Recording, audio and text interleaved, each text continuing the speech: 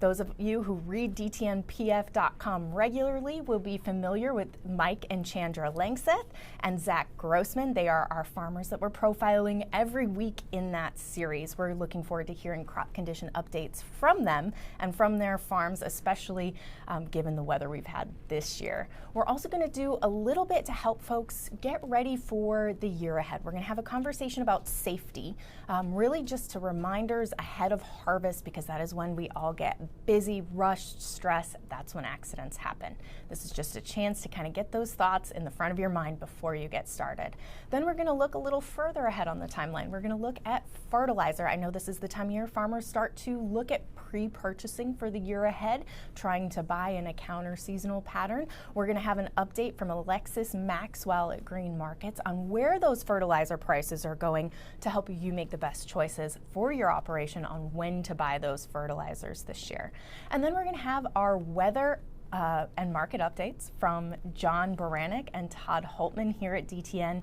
They are regulars on this program. Their information is really important to what you do as farmers, ranchers, landowners, agribusiness, being able to monitor those markets and really understand what the impact of these yield estimates mean in the larger global supply and demand context. So we're going to be looking at all of that today. That said, it's a very packed agenda. We've got a lot of content to cover this morning. We're going to be moving really quickly. But what I also want to ask you to do is to take a few moments and answer a couple of our poll questions. You'll see that there is a Q&A to the right side of your video here. You can answer a question there. You can do the polls there, or you can navigate on your web app if you go on the left-hand side to the resources tab or the additional resources in your Whova app. So we take the poll questions, answer or ask questions. I will try and get them answered for you. Please put those in, even if it's a presentation that is pre-recorded and we're not able to ask the presenter, I will email it to them and get you an answer. We're really all about trying to help you understand this content and really make the most out of your time here today. So those are our housekeeping things. I wanted to now just turn it over. I want to introduce our two analyst guests from Gro Intelligence. We have Gro Senior Analyst Will Osnato and then Gro Senior Analyst John Haynes. Gentlemen, welcome. Thank you, Katie. Thank you. Go ahead and tell us a little bit more about what you guys do there at Gro. Sure, I can start. So we work, Will and I both work on the analyst team, and we work with customers and across our different teams here to, really work to answer questions that are affecting our customers. So forecasting, understanding the impact, and reducing risks associated with agriculture, climate, and the economy.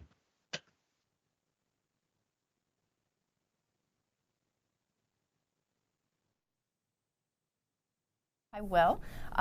Tell us a little bit about what our yields were, and then I think you guys can just go ahead and take over with your presentation. Sure, Will, or is Will there? Is it working? Yeah.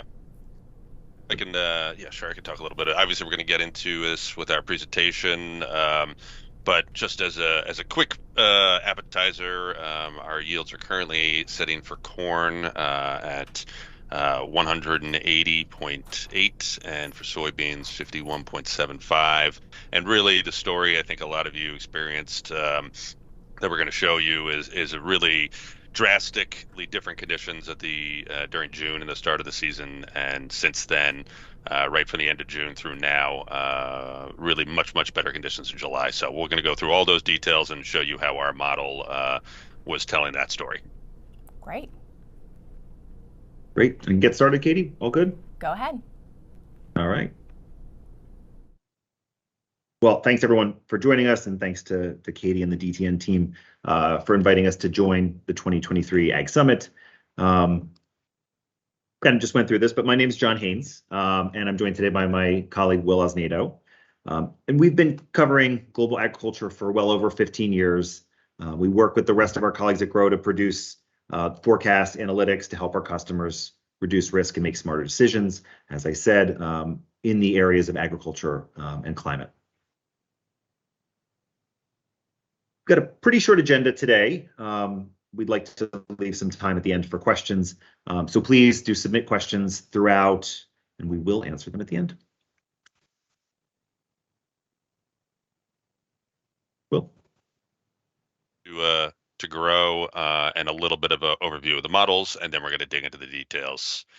All right, so put simply, Gro is an AI-powered decision engine that covers climate, agriculture, and the economy. And it's really a platform that leverages the power of our domain experts to curate our data and design analytics. And then our engineers and data scientists drive that artificial intelligence that powers those insights and analytics. And it really helps us cut through vast amounts of information to make it actionable. And then we make all of this available on our web portal, our API, and a continuing growing suite of applications. So our yield models are really a key part of these analytics, and that's what we're going to focus on today. We currently run 14 different yield forecast models across corn, soybeans, and wheat in major producing regions that you can see on the map. What makes them unique is that they all update daily. There's county level granularity, but also transparency in our models is an important thing for us. We'll tell you exactly what goes into the model, what's driving the current predictions, and really how to use this information. So our models are built using machine learning, artificial intelligence, which leverages several different things of satellite-derived data.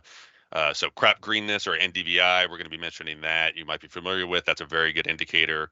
Rainfall, temperature, Gro's proprietary drought index, and it puts all these things together to make yield forecasts throughout the growing season at the county level. So the county level, the fact that it's making daily county level forecast is pretty important. It can apply to a lot of the local regions. It's more useful than just a national number.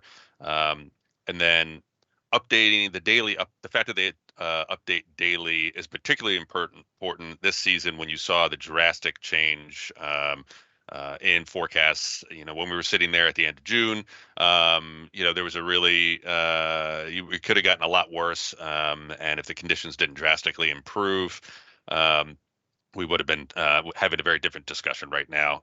So in early June, though, the forecast is a lot less accurate, which makes sense because you have a lot of weather to come. So to give you a sense of that, in early June, the standard error around the corn forecast is around 7 bushels. By the time you get into September, that standard error drops to 2.5 bushels. So that makes sense. As you get more weather, more input into the model, the forecast gets more accurate. And then, but by the end of September, both our U.S. corn and soybean models are 98% accurate to that final USDA number in January. And I know they might fidget with it after that, but that's what we're targeting. We're ultimately targeting end of the season USDA yields.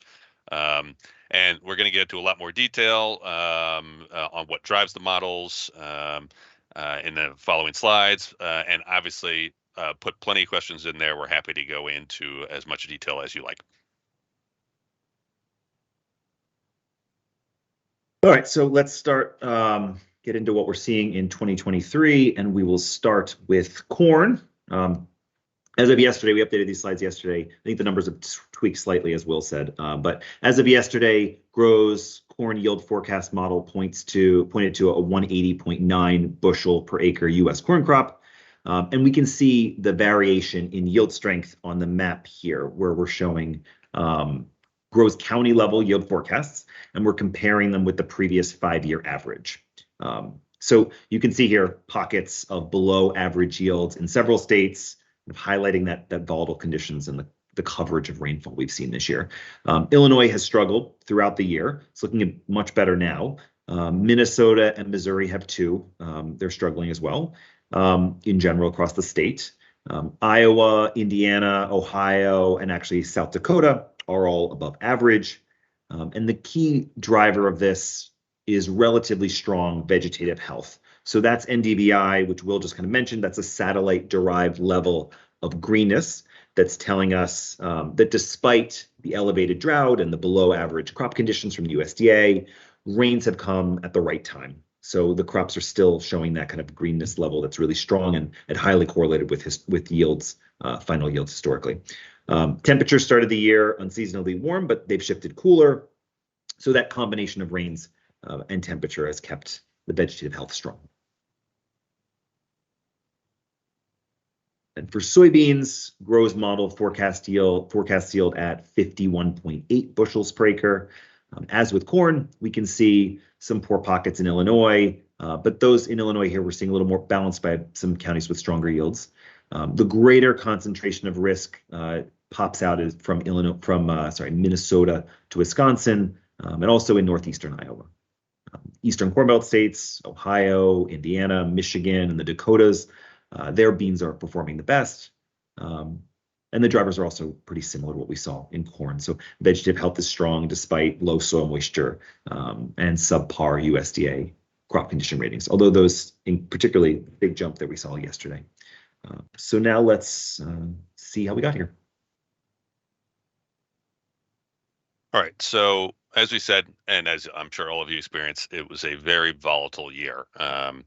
And so as a reminder, our forecast model is updating every day. So what we're looking here at the chart, the blue line, that is Gro's corn yield forecast each day throughout the season. The shaded blue area around that is the standard error I mentioned. And then in the green line is the USDA's yield. So you can see pretty clearly the steady decline over June as the conditions got significantly worse. Drought was rising, the temperatures were hot, there was a lack of rainfall. And so it gave us a lot of confidence in the model that you saw a steady response to these inputs. The forecast made sense. The yield forecast made sense that it was getting worse, the conditions, and that was sort of corroborated by the USDA conditions. And it was pretty extreme. Our forecast got below 160. If you were, we'll show you some slides where the drought was looking worse than 2012. The USDA conditions were worse than 2012. So it was pretty scary at the end of June. But starting basically June 28th and beyond, we saw extraordinarily above average rainfall. I measured it at on a corn planted area weighted basis across the Corn Belt at 65% above average from June 28th through the end of July. And that was really, really critical. And that was the second highest in our data back to 2001 when our satellite rainfall data starts. And that was absolutely critical to counteract that drought and make up for the lack of rainfall. And as John mentioned, that also cooled off the temperatures. So you can see several different inputs into our yield model improving because of this extraordinary rainfall. And that showed up also in the NDVI and then the improved USDA conditions that all resulted in the yields where we stand now. Now here on the deviation map, these are the ones the one on the right is the one we saw a few slides ago on the current deviation, but what we're looking at is also on the left, this is the low point of the season. So that was June 28th, and it's the every county's yield difference from the 5-year average of the USDA. So it really is, it highlights the stark contrast of that low point of the season and where we are now. You can see how orange Illinois was. Our forecast for Illinois dropped below 140 bushels before getting back to the 200 it's at now. And that's, that Illinois in particular saw even more rainfall. I think I just measured it at that same period. It was over 80% above normal since the end of June. And you look, there's other pockets that have recovered quite well. Several states are following this path of being pretty poor, say like Nebraska, Indiana, Kansas, and look how much greener they get when you flip over to the right side of the map. And so really you're getting the county level detail here of where the recoveries are. And so that's really what the story was. Is pretty widespread, but there are a few pockets that still haven't recovered, as John mentioned, but really that's sort of the story across several of the states. So now we'll show you some of the factors that were driving this recovery in more detail. Okay, so here, rainfall, as I was just mentioning. So again, we're looking at a similar map. On the left is June rainfall, difference from normal, and July rainfall on the right.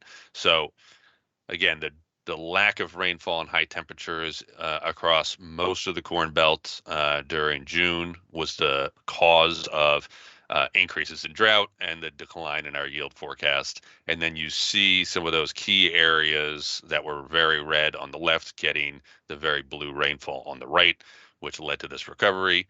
And then you do see a few pockets that had blue on both sides. So western Kansas, western Nebraska, a few parts of South Dakota. So they've generally been good. And then a few pockets that missed. You can see in Minnesota where there's sort of pockets of red on both.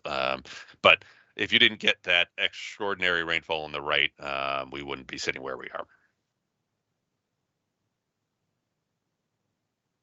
Okay, so now we'll take a look at how that impacted drought.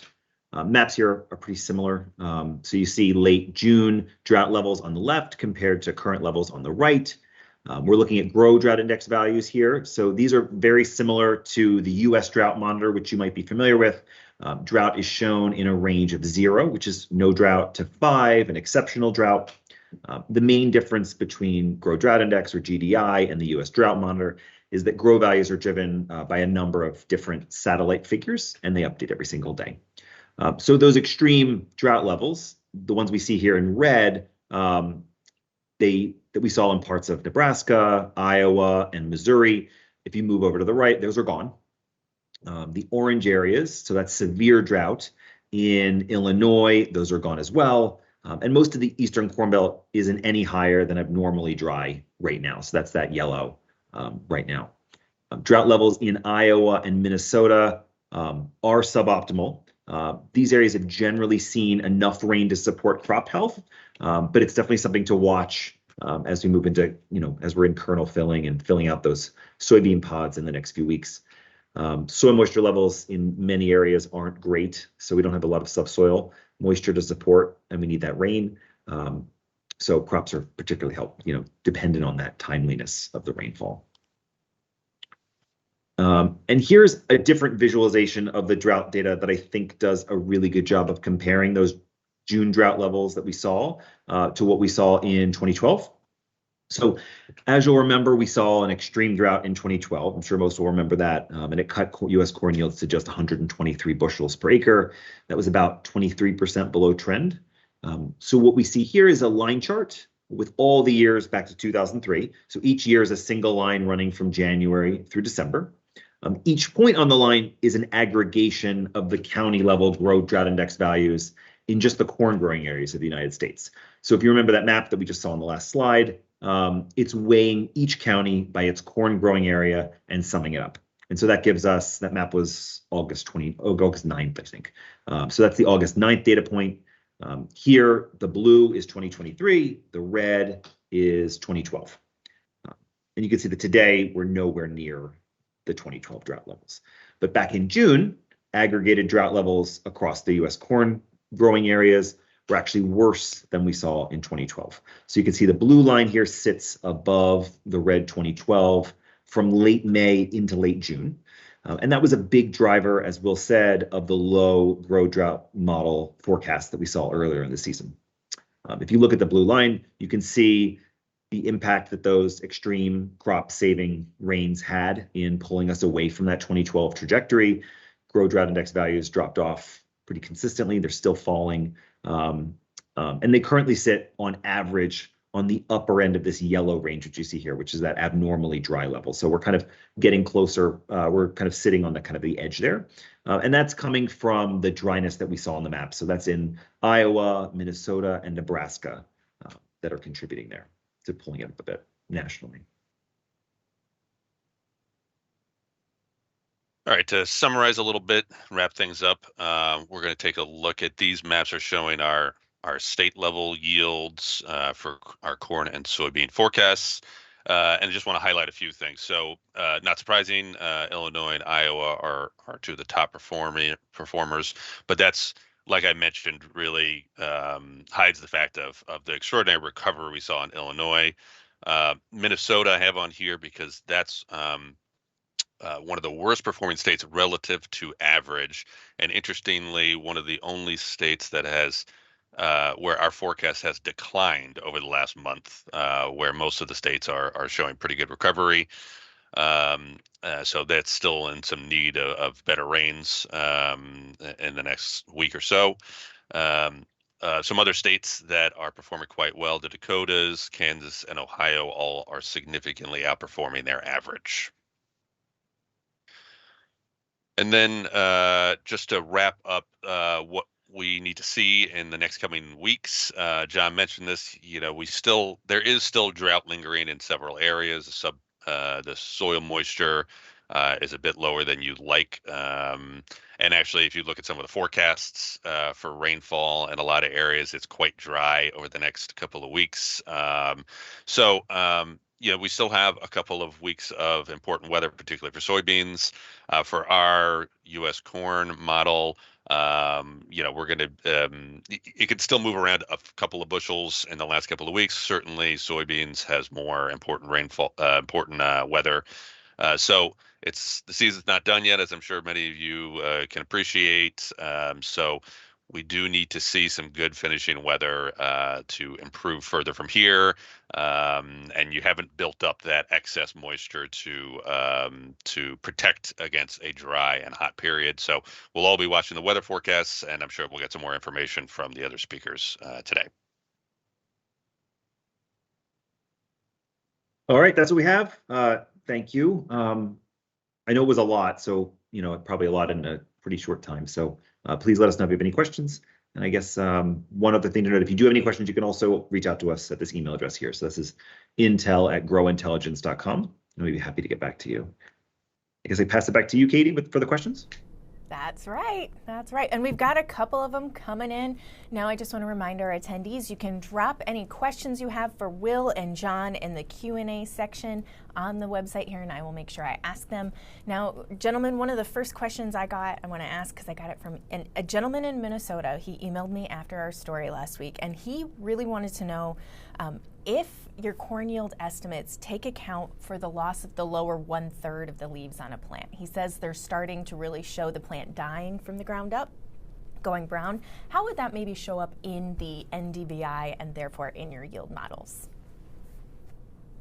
Yes, so I think something to highlight about the NDVI is the satellite-derived level of greenness. It's looking at the difference between near infrared and infrared light to give you a sense. That can see much the kind of very fine differences between levels of green, like much stronger than the human eye can.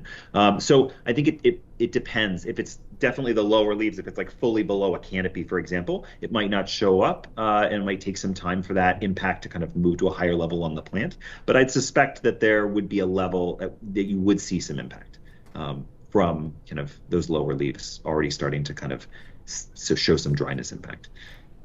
Anything else, Will? No, that's exactly what I was going to say. Just, that the NDVI is that good.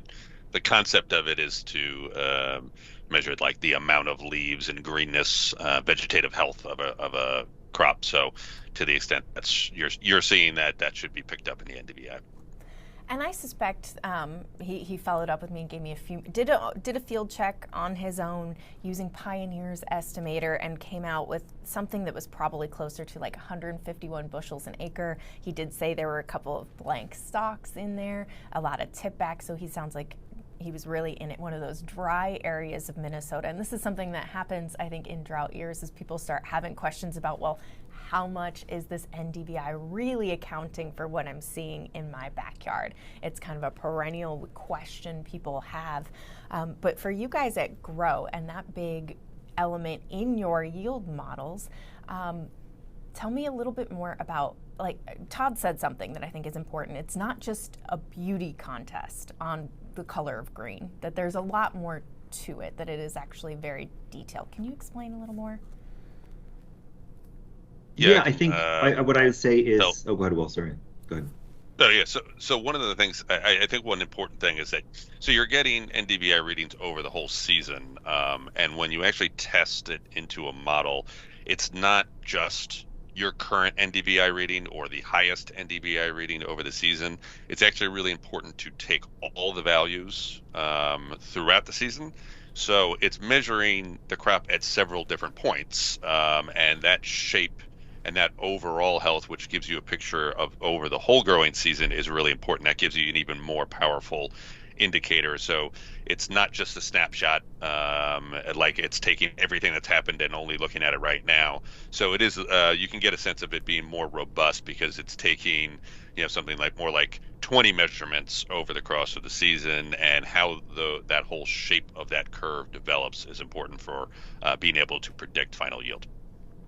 Okay. Yeah, and I would add that we do take a more of a, like, our granularity is county level, so it's not farm level. And that allows us to kind of build these models because you don't have field level yield information publicly available. There is some remote sensing that's been done, but there's not a really large, so say, for example, some kind of like drone coverage and things like that. And that stuff doesn't have a very good long history. The satellite data is great because it gives us a history back to generally about the year 2000. So we do have this, as Will said, this long history of understanding the relationships between these county level NDVI levels, soil moisture levels, things like that, and their impact on final yield. So one of the questions we have was whether you're using NDVI, Modus Aqua, or Terra in your model. We're using Terra, right, Will? Yeah, I think that's right. Yep. Okay. I did. And actually, not to interrupt though, but it's important because both of them will be decommissioned before the next season. So we're already in the process, our geospatial team, of finding substitute NDVI providers, and very importantly, syncing those two historical streams of NDVI because they're not exactly the same when you get them from a different satellite. So it'll be important for a seamless integration into next season's forecast that you have backup satellites, because I think those are the two most popular. The Modus is the most popular, and it's not going to be around for much longer. It's really interesting that those satellites have been going for 20 years and they're being decommissioned. One of the things that I wanted to bring up to you guys, we did a little poll question of our audience. We asked them whether they thought the digital yield tour yield of 177 for corn was too high, too low, or just right, a little bit of a Goldilocks question. And, it was pretty evenly split with 13 answers. About 46% said it was too high, and about 46% said it was just right, and only one person thought it was low. And I have noticed you did share that your yield model has gone up over the past week since we've done this. What's driven that change in the past week, John and Will? Yeah, so NDVI continues to hold on, and it's continued to be strong. So we did see what we would have expected, I think, in a year where we have a lot of drought and a lot of risk, the NDVI level to be subpar. This year, it's actually done pretty well. And the latest data point that we got in the last few days has continued to be strong. So we're kind of holding up that strong NDVI level. We've seen some, continual kind of good conditions. Things are kind of holding on and in a good way. Great.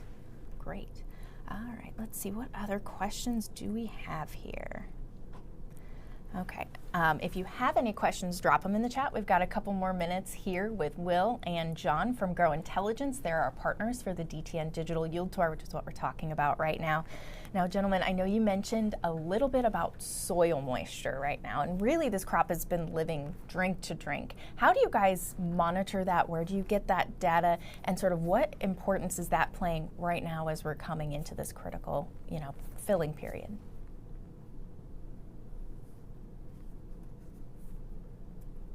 Sure, I can take that. So we do that's another satellite-based source that we get that actually measures global subsurface soil moisture every day. It's got a little bit of a lag because it has to take several passes around the Earth to take the measurements.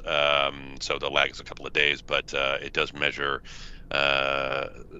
soil moisture everywhere around the world. So we use it actually. It tends to get selected for our soybean models. So for soybeans, it's we've seen that little bit of a recovery from the rains last week, weekend before last, and you started to see a bit of a recovery on that, and that helped a little bit, maybe a half a bushel for the soybean yield. So it's definitely an important factor. And you can, and it depends on which model. We're giving these models a variety of different options to pick from. So if you have rainfall and drought, maybe you don't need soil moisture. The soil moisture indicator we have is also in our drought indicator, which makes sense. So soil moisture definitely factors into virtually all of our yield models. And I just add one other thing on top of that is NDVI is such a strong predictor that it typically has an outsized impact relative to the other features, for example. So what's great about NDVI, we've talked a lot about NDVI, but just another kind of anecdote on it is that it's showing you the actual impact of rain and temperatures and all of these conditions on the crops, as opposed to the model trying to understand the relationship between them. NDVI does a great job of telling you that rainfall came in at the right time and the crop is green, for example. So that's one of the values on there. Soil moisture is definitely part of the model. So if soil moisture is really low, it can pull away and reduce the impact of maybe NDVI, for example. One of the things we found ourselves talking about a lot last week was the U.S. Drought Monitor map and its sources of data versus NDVI and how to view those things in relation to each other. Because I think a lot of people, if you just look at the Drought Monitor map, you would expect crop conditions to be a lot worse than they are. But if you look at NDVI, like John said, it really kind of puts it all into a different perspective. And so I think that's one of the takeaways for us as a newsroom and an organization, that we're going to watch those NDVI levels a little bit closer going forward, because the drought monitor does not tell the whole story. And I think that's part of why you have your Gro Drought Index, correct? Yeah, the drought index. So one thing to think about drought is a long-term kind of, our drought model, for example, is looking at essentially the past year of rainfall and temperature and conditions. But obviously the near term is very important.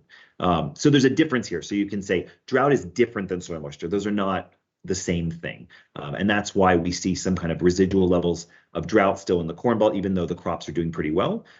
So it's something to watch out for, and it's why we're highlighting low soil moisture levels, that we just don't have those supplies there for the crops to kind of weather through a lack of rain for the rest of August, for example. Great.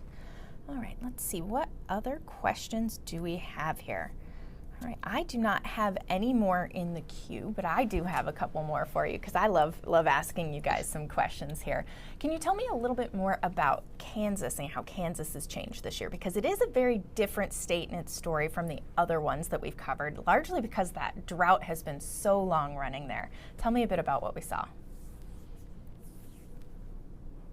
Well, sure. If you remember back to the slides I showed on rainfall difference from normal, what you saw was that certainly the western half of the state got above normal rainfall both in June and July, one of the few areas that did. So that went a long way in recovering the drought that you saw that's basically plagued the wheat crop there for the last two seasons. And so it was basically just timely enough, unfortunate for harvesting the wheat, but timely enough for corn and soybeans. And then the drought that you saw on the eastern side got rain dumped on it as well, and so you saw quite a big recovery there. Kansas was one of the on a percentage basis of both of our yield forecasts, one of the strongest recoveries. And ends up being, where we're forecasting it currently, even a bit above what the USDA said in the Friday report. So it's one of those states that's had a different season. Its drought was not the same type of flash drought seen in other parts of the country, and its improvement's a little bit different. All right, lightning round, guys. John and Will, I want to ask you, what is your number one takeaway, biggest thought from the digital yield tour farmers should keep in mind as we're moving into harvest here? Will, why don't you go first? That there still can be, there's still a little bit of weather to come because we've recovered from what was a significantly bad period, and so another hot and dry spell can take a little bit off the end of this crop. What about you? Yeah, so I think the biggest change for me is really the biggest thing that stands out for this season for me is, and kind of looking at what we've seen, is just kind of this huge change in the big impact that you can have, and also that you can have drought and these kind of low subsoil moistures, and then really just still perform. The crops can still perform if they get the rain at the right time.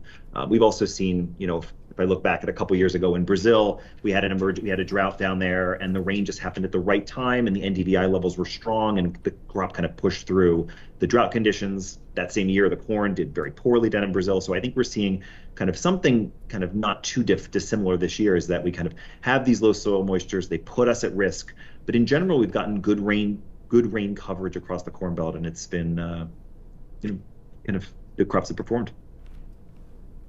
Great. Well, I want to thank you both so much for joining us today for the DTN Ag Summit Series event on the Digital Yield Tour. It wouldn't be possible without you. Thank you, Will Asnato and John Haynes from Gro Intelligence, for joining us. Thanks, guys. Thank you, Katie. Thank you. All right. And now I want to also just take a couple of minutes to thank one of our partners, our sponsors for the DTN Ag Summit Series. This is the Executive Program for Ag Producers, more commonly known as TPAP. DTN is a sponsor of TPAP, which is essentially a week-long business school for farmers. It's not focused on the agronomics. It's a lot on your financials. It's on business strategy, management, labor, human resources, all of those for you. So if you want to learn more about TPAP, I would like to send you over to the sponsor page in our platform. It will show all of the information on TPAP, how to apply, when it will be, and I hope you all get a chance to check that out. And so one of the other things, the next thing up on our agenda, we're going to be talking with Chandra Langseth. She is one of our View from the Cab farmers. Every week, Pam Smith writes a diary-like feature on DTNPF.com of following two farmers throughout the season every week. This year, she's visited with two growers, a husband and wife team, Mike and Chandra Langseth in North Dakota, and the Missouri farmer, Zach Grossman. Pam had a chance to check in with Mike and Chandra. Chandra joined us for a conversation just last week, and here's a little bit about what they had to say about their crop conditions and how the season's going. Good morning. I'm Pam Smith, Crops Technology Editor with DTN, Progressive Farmer, and I'm with Chandra Langseth this morning, who's coming from North Dakota, and she and her husband Mike have been View from the Cab participants with us this year, telling us all about crop conditions and everything that's going on in the field on a weekly basis. So this morning we're going to talk about yield potential, because you guys are still a little ways away from harvest. And can you just introduce yourself and tell us where you actually farm and a little bit maybe about the farm? Yeah, thanks, Pam. So Chandra Langseth, I farm with my husband Mike and my in-laws Paul and Bridget in the southeast part of North Dakota. So we're pretty close to the Minnesota and South Dakota border. We raise corn and soybeans and a little bit of alfalfa. We're about 50-50 dry land and irrigated split on the farm, and run about 2,500 acres. Great. So how has the season gone so far for you? It's a little different, I think, this year than what you're used to. Yeah, season started off awesome. We're always hoping for a nice early planting window, and we definitely got that this year, so we were excited early season. I guess in our area, our biggest battle, especially spring, is just being too wet and not being able to get in the field, which is probably the case for most farmers in most areas. So it was a relatively dry spring, able to get that crop in early and on time. And then since then, we've had an okay growing season, but just in general, not much for rain. So that's been our biggest challenge. We're about 50% of what we would normally see for precip in this area. So we're short quite a bit. Crop surprisingly looks good.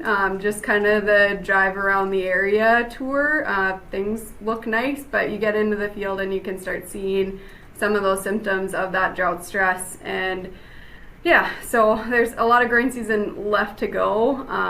So we're hoping for some rain. We can kind of capture some of that yield potential, but if we don't get any rain, then it's going to be kind of a bummer of a harvest. But since half of our acres are irrigated, those acres will look nice. So we're excited about 50% of the farm. The other is a bit more of a mystery at this point. So a lot of people have heard about the Red River Valley, but you're in a little bit of a different section of that valley. And maybe you can explain a bit about what acres are irrigated and why you irrigate those acres and not others. Yeah, so Red River Valley is really well known for a good reason, because it is like really prime farmland, high organic matter, high yield potential, really high clay soils. There's some challenges with farming in the Red River Valley in those clay soils. Anyone that farms that knows those struggles. Anyone that farms a heavy clay soil knows those struggles. We're right on the edge of the Red River Valley, so a lot of our ground is more like loamy, right by like the home farm, so about half of our acres are more loamy, a lot more forgiving, still high organic matter, still high yield potential, still really great farmland, just a little bit, again, more forgiving. So like a wet spring in the valley, those guys might be out for a number of days, if not a week, where we can give it a day and probably be in shortly thereafter. So a lot more forgiving just in that sense.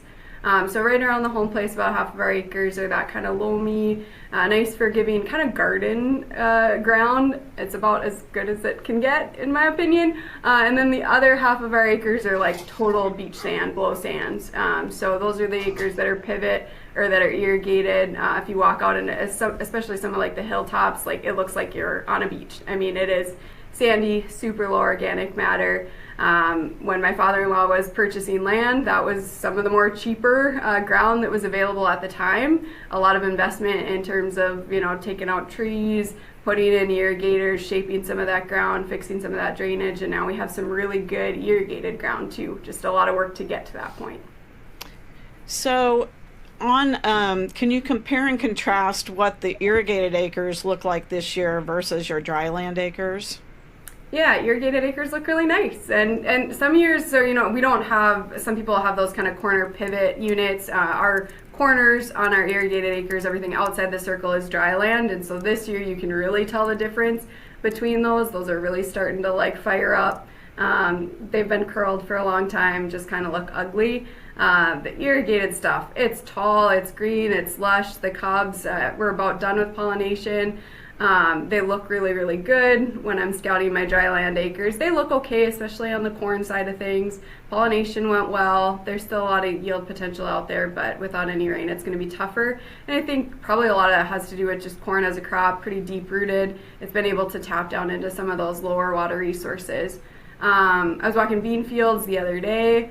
You could definitely tell the difference. Beans are always tough to kind of gauge yield potential, especially this time of year, but like when I'm walking my irrigated soybean fields, I'm finding mostly 3, but a lot of 4 bean pods out there. When I'm walking my dryland stuff, again, mostly 3, but a lot of 2 bean pods out there. So that's telling me a lot about my soybean crop on those dryland acres. And again, August rains are important for soybeans, so there's a lot of yield to gain and a lot of yield to lose at this point. So. Okay, great. Maybe we should explain that when you're not farming, what you're doing. Yeah, so I'm not at home today. I teach at North Dakota State College of Science. It's a 2-year college in Wahpeton, North Dakota. I teach in the ag program, so we're about 2.5, 3 weeks out from classes starting. So I'm kind of switching gears from being at home and helping on the farm full time to teaching full time. So kind of a shift of things this time of year, but things have slowed down on the farm too, so it kind of works out nice for that. And so you do a lot of the scouting at the farm. Have you seen anything unusual in terms of pests or anything like that this year? Nothing crazy, just kind of the usual suspects. It's probably been more of a buggy year than most years. I've seen a lot more aphids. We haven't sprayed, they haven't hit those threshold levels yet, but they're getting close-ish, or at least it's easy to find aphids when you go across the field. Some other caterpillars are out there too, some defoliators. We've had grasshoppers because it's dry. So I think a lot more on the insect side this year, but again, still not at a level where we feel like we need to treat yet, so that's good, and hopefully it stays that way. But yeah, otherwise, kind of the normal things. Nothing out of the ordinary aside from it being dry, which is a bummer. Right. So how far would you say you are away from harvest? Beans will usually start maybe end of September, but more likely in October. So Okay. so we're a ways out, but it's coming close, or it's getting close. And is there anything that you're really worried about in terms of getting to that deadline of harvest, or what happens if you don't see rain? If we don't see rain, our irrigated acres are going to be really fun during harvest, and our dry land acres are going to be a little depressing during harvest. I still think the corn crop, just based on the look of it, pollination went good. I think we'll have a decent corn crop. The bean crop is the one I'm probably just most worried that it's just going to be really, really disappointing. So that's the biggest thing. I think if we get some rains, maybe we could kind of hit that average mark, but if we don't, we're going to be below average, which, we prepare for that. We've had some really good years. The past couple of years have been great, so we're prepared for average or below average year. It's just not as much fun. Right, sure. So I think the interesting part is, you've had kind of a switch of gone from wet. You're not used to being in drought conditions, right? Yeah. Our biggest concern on our farm is water management. We've spent the last 5-6 years tiling a lot of our acres. That's kind of newer on our farm. So getting that drainage figured out. Our surface drainage is pretty much in check at this point, but that's still kind of a moving thing that we're always working on improving. And so water management is our biggest yield limiting factor aside from like Mother Nature. So to be in a dry system and even last year was kind of dry too, but we had outstanding yields and we just had enough soil moisture there. Then coming into this year being dry and now starting to see that chip away at yield, it's not fun. And I have been involved in the operation for a shorter period of time, and so for me all I've seen is wet, and now to see a couple dry years, it really kind of changes my perspective on what farming looks like in that more of a dry season. Great. So talk to me, just finish up talking about tip back. I know that, that you're kind of thinking that might be something that influences yield. Yeah, so we always get excited. We're done with pollination, so I can start to maybe do some yield checks, but we're still in that like early milk stage, and so I don't get too excited about doing a lot of yield estimates now because I can't really tell where that tip back's going to show up on that cob. So if I'm counting number long, am I counting all the way to the top? I know all those kernels aren't going to make it to harvest. So that's where we're going to see that flux in yield estimate. So when my husband and I go out to pull cobs and check yield, he's much more, he likes to get excited. He'll count all the way to the top, and I'm a little bit more conservative, and I kind of just count the kernels in the middle so that I'm not disappointed when the combine gets into the field. So I think that with the corn crop, again, pollination looked like it went well. I think that the corn's rooted down enough to get some subsurface moisture on our dry land acres, so potential's there, but it could be really disappointing if we do get a lot of that tip back. Awesome. Thank you. And thanks for joining us and letting us get a peek at what is expected this year. And I'm sure we'll be checking back with you to make sure to see what it actually does end up being like. And really appreciate all of you guys have done for us this year and enjoying working with you. Yeah, we love talking with you, Pam. Thanks. So I think Chandra really hit on a topic that a lot of farmers and agronomists, everyone's really looking at this year, is that word is tip back. When there's drought and pollination, that little end of the ear, whether the grain fills all the way up or where it stops, makes a big difference. And that's one of the questions that's really out there about this crop, depending on when those rains came, when that crop pollinated on your farm. We did visit with Chandra just about a week ago, so when she's talking about it being in milk stage, it might be a little further along by now. Pam also got a chance to visit with Zach Grossman. He's our View from the Cab farmer in Tina, Missouri, about what he's seen. He's been in one of those areas that had a lot of really severe drought going on, so I'm really interested in hearing what he has to say. Hi, I'm Pam Smith with DTN, Progressive Farmer. I'm the Crops Technology Editor, and I'm here with Zach Grossman today from Tina, Missouri. I always have to think about how to say that word, Zach. Zach is one of our View from the Cab farmers this year, and we have been following his season throughout the year, crop season, and today we're going to talk a little bit about it, what you've been through, and today you're not in the field. So tell us where you are, tell us a little bit about where you farm and about your farming operation. I'm actually here at my office at work right now. So as you guys have probably seen throughout the stories, I do work a full-time job in town as an ag loan officer. So I am doing this interview today from my office here at the local bank where I work. But as you said, I actually live at Tina, Missouri, farm up there with my dad and my younger brother, and we're row crop and beef cattle. We row crop corn, soybeans, some winter wheat, and then I've got a spring calving cow herd, and so been doing that all my life as far as born and raised, and I've been ever since in my adult life been burning the candle at both ends, working a full-time job and farming. So all your life, all 30 years of it, right? Yeah, that's right. So you started out the season kind of dry, as I recall, and just give us a little bit background of how you came into this crop season. Yeah, so planting was a breeze. We started out early April, I think right around the 10th. I don't remember exactly what day it was when we started planting corn, but I mean, really, once we started, there wasn't any stopping. I mean, because, just very little rain, so, I mean, soil conditions were perfect. Everything went in perfect. I've said it before, we did not replant anything. We didn't have any issues there. And so, like I said, I mean, you couldn't have asked really for a better spring as far as getting the crop in perfect conditions and getting perfect stands.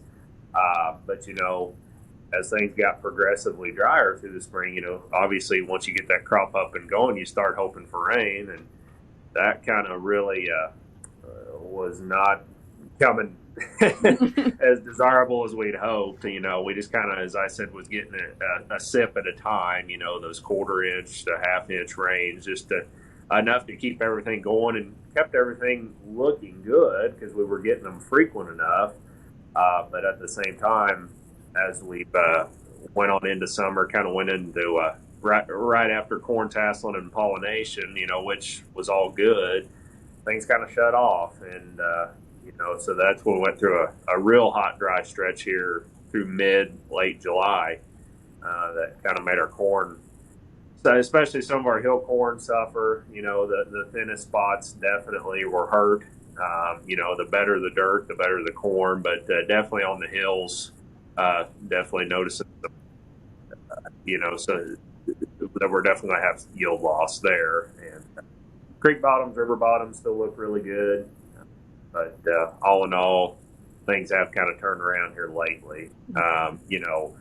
Here about, I guess it was July 31st, we started getting rain, and it's really not stopped since. Kind of lost track of how much we've got in this, 10-day, 2-week stretch here. But I mean, we're talking 8 to upwards of 12-inch totals, in that stretch of time. Just had another 1.5 inches yesterday. Had 2.5 inches over the weekend. I mean, it just keeps racking up. It's like Mother Nature's trying to make up for lost time here the last 2 weeks.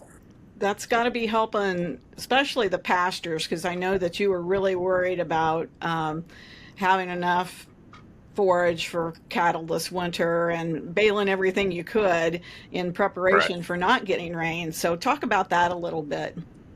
Yeah. And brother and I, we were out checking a bunch of cows there last night, and we were kind of moving them around. I do try to rotate my cattle. I mean, obviously, normal years you rotate them around. You let the the pasture you move them off of come back, and just kind of keep that rotation going. And I mean, I'd kind of hit the safety valve button. I'd kind of just opened up everything, for water reasons, as well as just trying to keep them on something, to graze. And honestly, I mean, before this rain, I was looking at probably the 1st of September starting to feed hay, which I was going to have enough. I mean, I kind of had things figured out to where, I was going to be able to make it. I was going to have hay, but I mean, I'd say any cattleman's going to tell you that feeding hay for the next 8 months isn't real desirable from a financial or workload perspective. But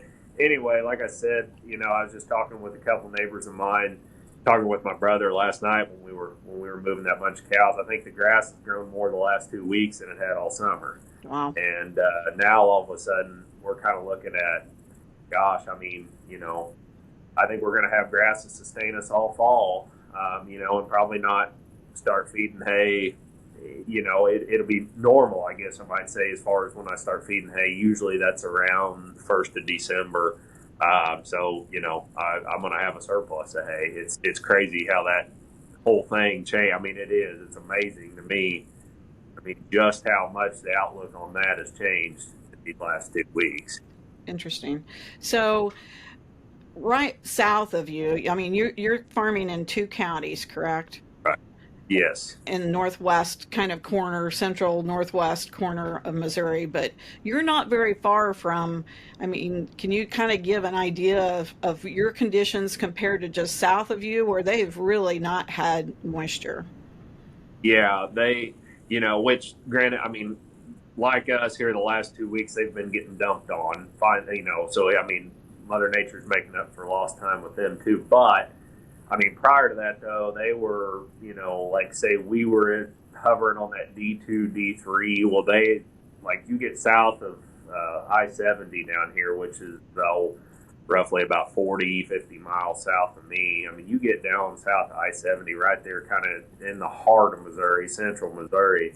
I mean, they were in that exceptional drought category, in places down there, that burgundy red color you see on the drought map. I mean, they were the worst of the worst down there, and there's corn. I heard a report from somebody the other day. They said they had already, because they were just going to chop some corn down there for silage, so they were already getting it appraised on yield, and it appraised at 4 bushel.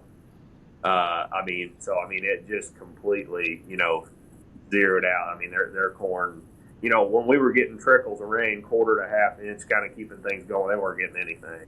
Okay. Just completely burn up to a crisp, and same way with their pastures, and like I said, I mean, this rain will probably help them have beans, no doubt. As dry as they were, I know it's still probably their beans suffered, but at the same time, I mean, this might make them have at least a respectable bean crop. But I mean, the corn's done, and there's been a lot of cows sold. There's been cows sold around here, but even more so down there, because I mean, their pastures were dried up and brown, by the 1st of July. I mean, that's, we've all seen that happen before, but not quite that early. That was the weird thing about this one. It was an early drought. Okay. So if you have your crystal ball out, given the rain that you've gotten in the recent last couple of 10 days, would you put your crop now, I mean, at, are you going to be able to have trend line yields, or have you had pollination issues with that heat? What do you think? Well, that was the thing. It was odd because, really, we got pollinated really well. I mean, all things considered. I mean, but, like I said, we kind of had just enough right there, because we caught a rain right there around the 4th of July, like a 1/2 inch or something like that, right? Just perfect, so everything got pollinated, but then, like I said, it shut off for about the next 3 weeks. And so there was grain fill issues, like I said, in the center of the dirt, the worse that was. And, as I was, I went into a field with Jason there Tuesday when he came, and of course that was right there at my dad's shop, which where we live is, I would say, it's pretty much centered in our growing area, maybe a little bit to the south center of our growing area, and that was probably, that's hill ground right there where he's at. That field of corn probably showed, all in all, the worst stress of anything. We've got fields further south than that, but probably a little better soil. And anyway, but that field right there around his shop probably showed the most stress. And so we went through it, and I kind of took him to a spot. Then I took him to some better dirt. And I mean, you could definitely see the difference in the ears. I mean, the ears actually were filled pretty close all the way to the end, a little bit of tip back, but they just didn't have a lot of length to them.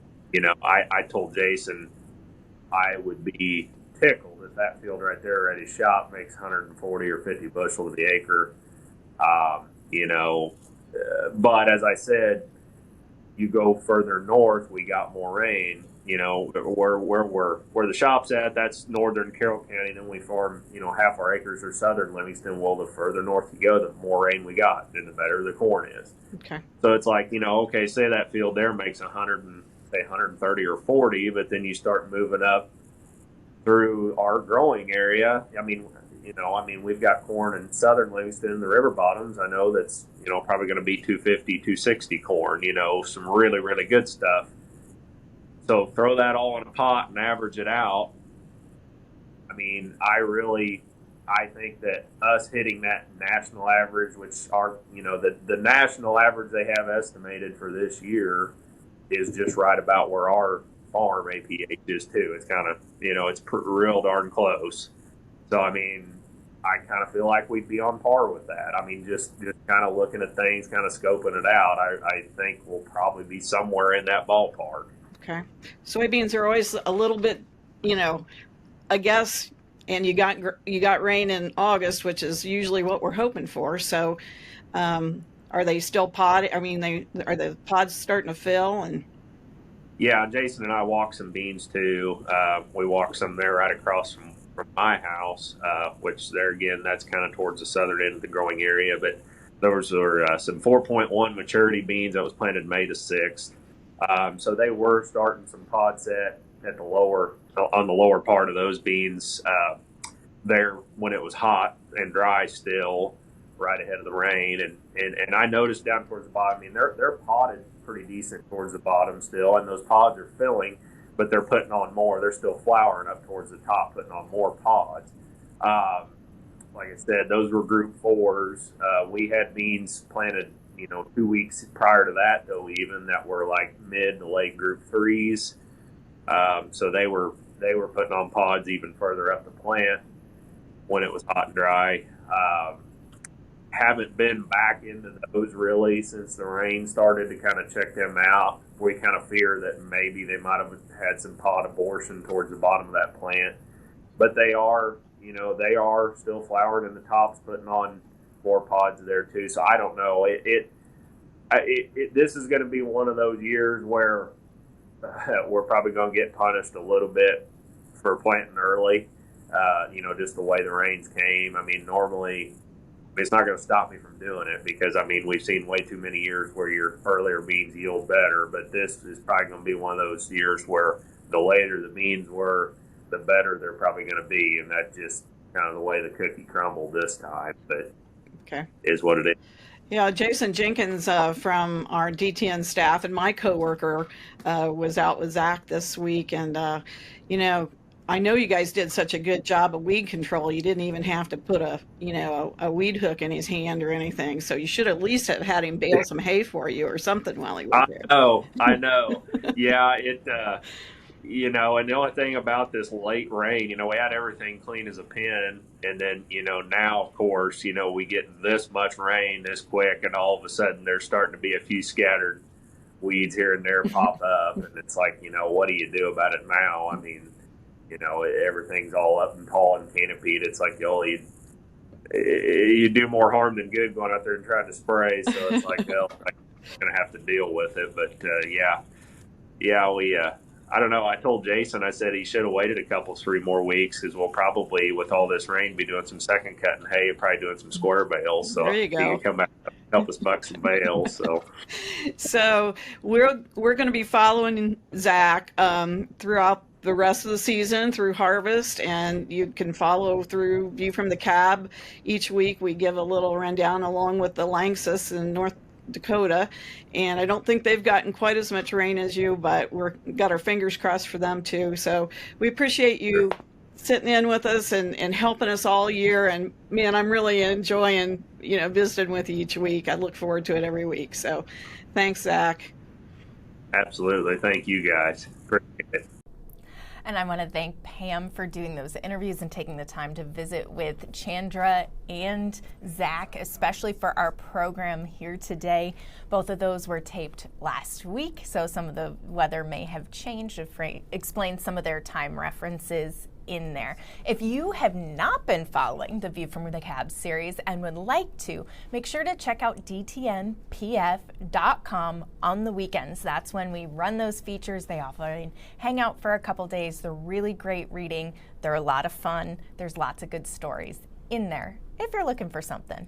So before we move on to our next break, or onto our break, I want to do one more presentation. We've got to have a conversation here about safety. We're getting into the harvest season. This is when we get busy, this is when we get tired, this is when we get stressed, and when accidents happen. So I had a little bit of time to catch up with Jana Davidson. She's with the Progressive Agriculture Foundation, who is a longtime partner of DTN and the Progressive Farmer magazine. We really just I talked to her a little bit. She talked about just some of the safety things you need to keep in mind ahead of this harvest season. Definitely. First and foremost, I want to thank DTN for the opportunity to share these important safety tips for our farm families as we get ready for harvest season. So next slide, I'd like to kick off by just sharing some statistics, because this is really important for us to understand why keeping our children safe on and off the farm is so important. And as you can see here, 25 million youth visit the farm each year as either a frequent or occasional visitor. You will see that this increases a lot during harvest, because this is a time where all hands are on deck. So we might be inviting our friends and additional family members to come and join us as we have a very busy time of year, and that might mean extra children are being brought to the farm. So when we look at some of the statistics, the leading sources of fatalities revolve around the following: transportation, which is 47% of the incidents, and that includes both tractors and all-terrain vehicles, or ATVs, which have become very popular in recent years. Machinery at 20%, and also violent contact with animals and other humans at 13%. So we know that sometimes our livestock can be a little unruly, and when children are in a bad situation with an animal that's sometimes 10 times more their size, that can lead to a dangerous situation. And sometimes just adults, if they slip and fall, sometimes that could be on a child, and that's where we see some incidents occur. So the statistics right now are very sobering. Every 3 days, a child dies due to an agriculture-related incident, and every day at least 33 children are injured in an agriculture-related incident. So those are really important for us to keep in mind, and also know that 79% of the children are not working on the farm when these injuries occur. So that, many of us probably jump to the conclusion that these children were maybe doing something that they shouldn't have been, maybe a task that was, above their age and developmental level, but really they were often in the wrong place at the wrong time, or in someone's blind spot. So we really need to keep that in mind during this harvest. So next slide. I don't need to really remind everyone of this. I mean, we know this, but during this time of year, we just really have to keep it in our mindset. And that is that fall harvest is the busiest and most dangerous time of the year for the agricultural industry. So the long hours paired with the need to accomplish many tasks in a very condensed time frame, we tend to cut corners and lose focus, and that's when an incident can occur. Next slide. So I'm going to start and just talk about one of the areas that we really need to consider for our families, and that is blind spots. So children, they are attracted to situations, and often they do not realize or understand the potential dangers that occur. They see a tractor, and maybe that takes them to a time where they had a ride in a tractor, and they want to approach that vehicle because they can see the operator, not realizing that that operator can often, many times, not see them. So many childhood deaths can be attributed to being run over by an agricultural vehicle or being an extra passenger on a tractor. So that's why we really do discourage those extra rides for the children. It may have been part of our tradition growing up, but I'll probably mention it again. You know, we really need to stop those to really keep safety at the forefront, protect our children.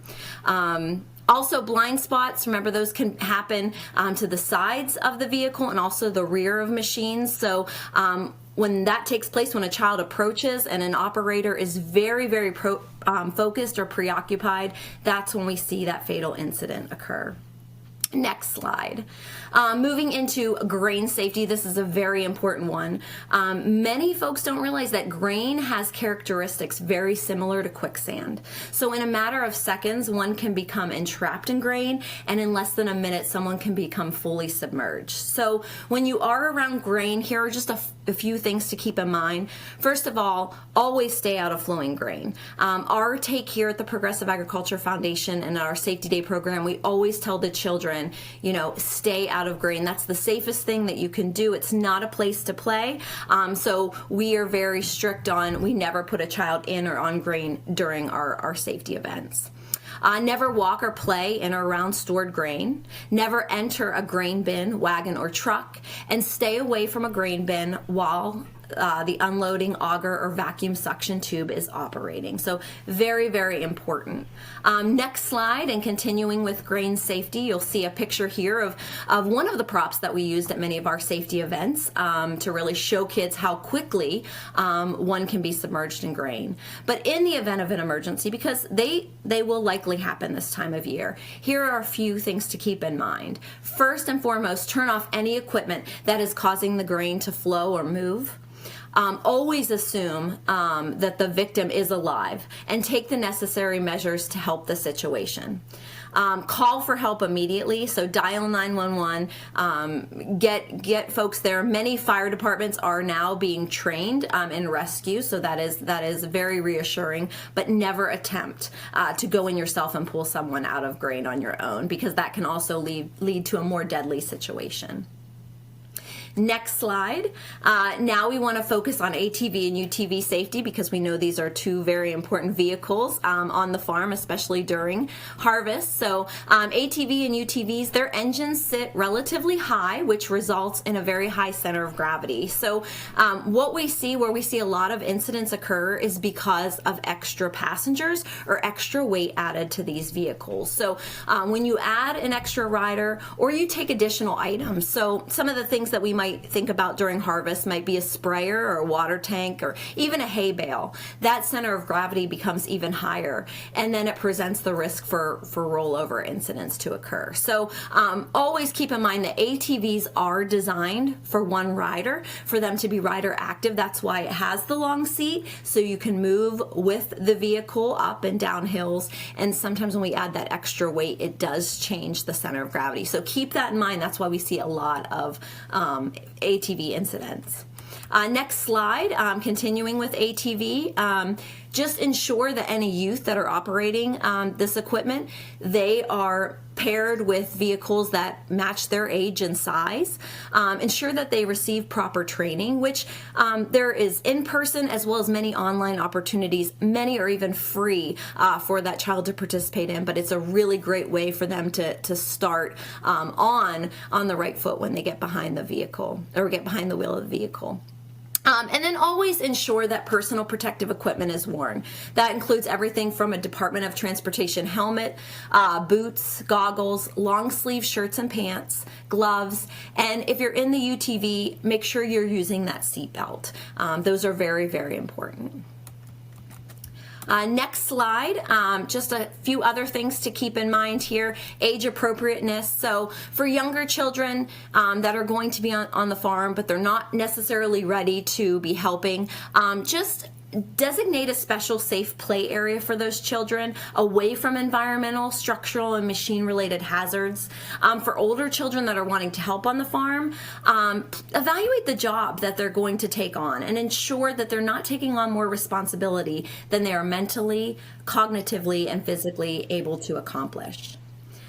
Continuing on here in the next slide with the same concept of age appropriateness, there are some really great resources for you out there if you're really wanting to get your children involved, but you're not quite sure if they're ready. Our friends at the National Children's Center for Rural and Agricultural Health and Safety, they have some great resources on creating safe play areas on farms, as well as agricultural youth worker guidelines, where you can really look at the different tasks and see what is the appropriate age to begin. And then my last few thoughts, next slide, will be around role modeling safe behavior. Remember, as adults, parents, grandparents, we are the child's first teacher. So we always want to be role modeling safety and health behaviors, both on and off the farm. Things that we can do is always wear personal protective equipment for the task at hand. This really shows that we value safety, so our children will value it as well. Take care of yourself during harvest. Make sure you're getting adequate sleep, taking breaks, and staying hydrated. Again, children are watching us to learn from us, and they will adopt those safe and healthy behaviors as well. Make sure you're doing walkabouts of your equipment. Make sure everything's in working order, especially your lights. Make sure your SMV emblem, your small moving vehicle emblem, is visible, especially if you're going to be working on rural roadways. These are just little steps that can really have a huge safety difference and make sure you return safe every night. And then finally, as I mentioned earlier, choose safety over traditions. Never allow children to climb or ride on equipment. Again, it sends the wrong message, and it can really create an unsafe situation. Next slide. I just want to leave you with just a quick mention of who we are and what we do. So Progressive Agriculture Safety Day Program, we are on a mission to provide education, training, and resources to make farm, ranch, and rural life safer and healthier for all children in their communities. We're recognized as the largest rural safety and health education program for children in North America, and we have reached more than 2 million to date in not only our Safety Day programs, but in many of the other farm shows and events that we participate in. Next slide. If you do want to get involved with us, please visit our website, progressiveag.org, and select the Get Involved tab. Here you can join us by becoming a Safety Day coordinator, serving as a volunteer at one of our events, being a connector by sharing some of our content, and several other ways that you can help us in growing our program. Finally, next slide, I just want to also mention during harvest, we will be offering a webinar series during National Farm Safety and Health Week. We are going to be offering 5 consecutive days of webinars during the week of September 17th through 23rd when we're celebrating National Farm Safety and Health Week. If you are interested, please check out our website, progressiveag.org, and then it's NFSHW, and you can sign up for one of those webinars. Next slide, I'll just leave you with my information. If you do have any questions or want more information to keep you and your family safe, not only during harvest, but all year round, please don't hesitate to reach out to me. Thank you so much, Jana, for talking with us today about all of the important ways and how important it really is to cultivate your safety mindset, and really how it all starts with you as the farmer, as the leader of your operation, to role model that for the children that are around, the employees that are watching, and everything else. Jana, thank you so much for joining us. Thank you for having me. And that was Jana Davidson. She's a program coordinator for the Progressive Ag Foundation. You can check out their website, learn more about their safety days, maybe host one at progressiveag.org. Now we're at the point where we've covered a lot of ground so far this morning. We've talked about the DTN digital yield tour, the results there, got an update with the folks from Gro Intelligence. Then we visited with our view from the cab farmers and had that great safety update. So let's take a quick break. We are running a little bit behind schedule, so let's make this a 5-minute break and come on back here at 9:55.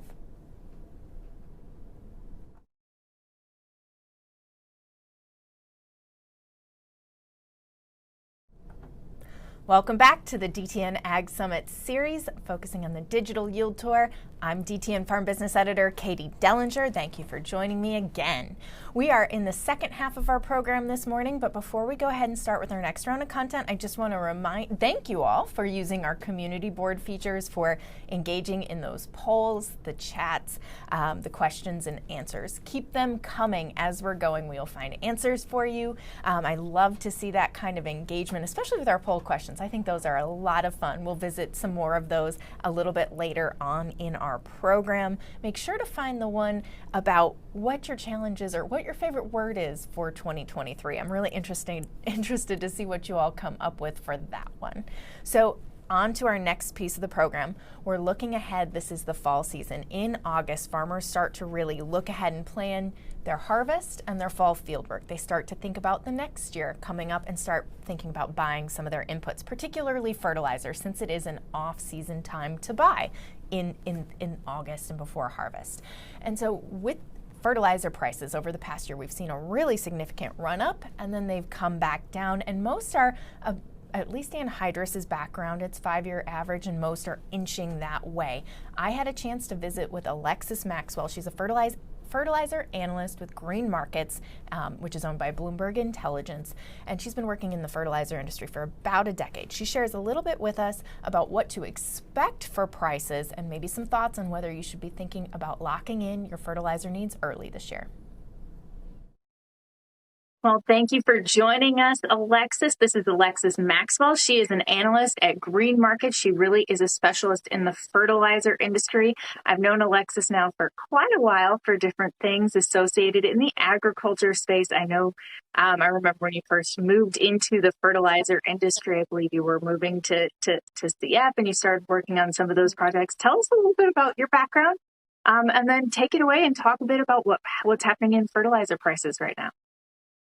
Okay.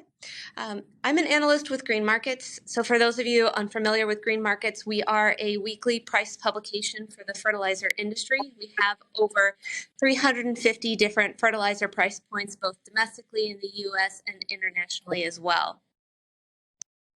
I'm going to start with a look at our Green Markets North American Fertilizer Price Index. I don't think it's any surprise to the audience here that fertilizer prices are coming off the top of a cycle that peaked in 2022.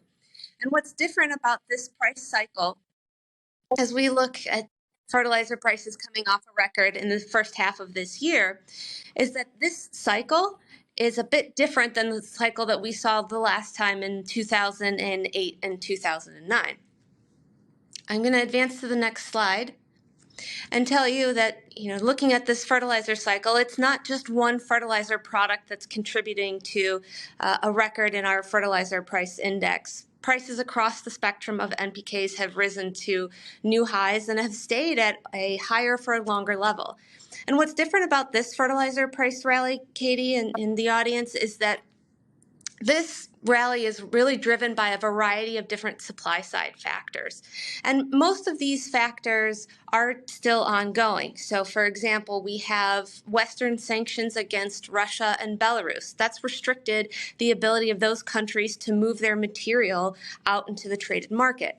Now, it's been about a year and a half since we first levied sanctions, and some of those producers are starting to find new ways to trade, but some of that supply is still scarce on the market. Also, fertilizer input costs, primarily natural gas and coal, those costs were near record highs in 2022 and are expected to rise again in the second half of this year. And then also, as we look at expectations for fertilizer prices to bottom in the third quarter and rise into the fourth quarter, China is a big player in the fertilizer market. They are the marginal producer, and so when they are exporting, fertilizer prices fall. And when they are absent from the market, prices will rise. And so China, for government reasons, has levied an export ban on fertilizers, and it's still in place. And China's absence in the second half of this year is going to support firmer prices. But amidst all of these different supply crises, we're seeing farmers react and pull back on their expected fertilizer fertilizer use. So I'm going to advance to the next slide, and what we're looking at here is global trade figures for ammonia, urea, UAN, phosphates, and potash. And looking at trends in fertilizer imports, they're down across the board for most of the major products. And that's because farmers are demanding less fertilizer in response to these higher prices. It's just the natural extension of what you see happen as fertilizer prices peak and move through different price cycles. And as this is happening, inventory for fertilizers, particularly for potash, are starting to rise, and that's giving some space in the fertilizer market for lower prices.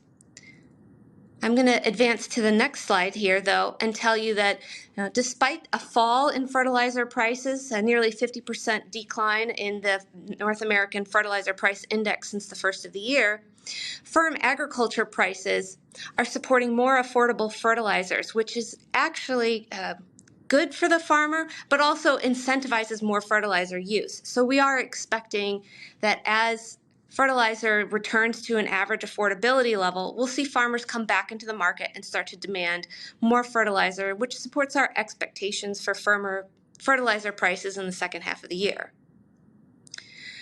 If I move on to the next slide, I'm going to jump into a little bit more detail on some of the specific products that farmers are going to be looking to buy, and I'll start first with ammonia. Now, ammonia has been beset with a variety of different supply-side factors that have pushed prices to over $1,600 in the second quarter of 2022, only to fall precipitously to where they're trading at $295 a metric ton Tampa today.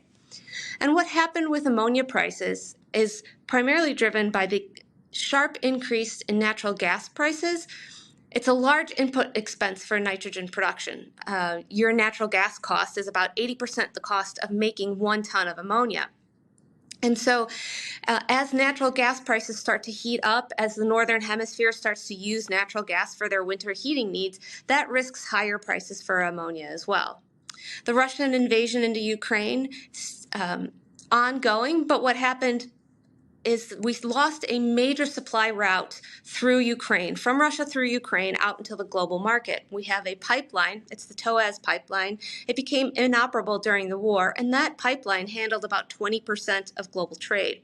That pipeline is still offline, meaning it's difficult to get ammonia supply out to the tradable market. And then last but not least, looking out towards who else is going to buy ammonia, there's a big sector of the ammonia market that's actually not farmer driven. About 20% of the ammonia market comes from industrial chemicals demand. And so when we see growth in economies in regions like South Korea, Japan, and China, when they start to buy in ammonia, we're going to see prices rise. I'm going to move to the next slide and talk about something that's probably a little closer to more of the audience members here as we look at Corn Belt wholesale ammonia pricing. Now this slide, what we're looking at here, really informs our expectations for higher ammonia prices in the second half of the year. You know, Katie, there's a very strong seasonal nature to the ammonia price movement in the U.S. market. It really corresponds with hitting a low in July, and then prices start to tick up and rise through a variety of different pricing programs through November, when farmers step in to apply anhydrous in anticipation of corn acres in the next spring, and then rise to peak in April. Now this year we had a little bit of a different story in terms of Corn Belt wholesale pricing. And when I say wholesale pricing, I'm referring to the transaction between a fertilizer producer and your wholesale buyer. So right now we have a market that's trading at about $463 for a ton of ammonia. And we're expecting that usually you would see wholesale ammonia pricing rise from its July bottom about 50% into November.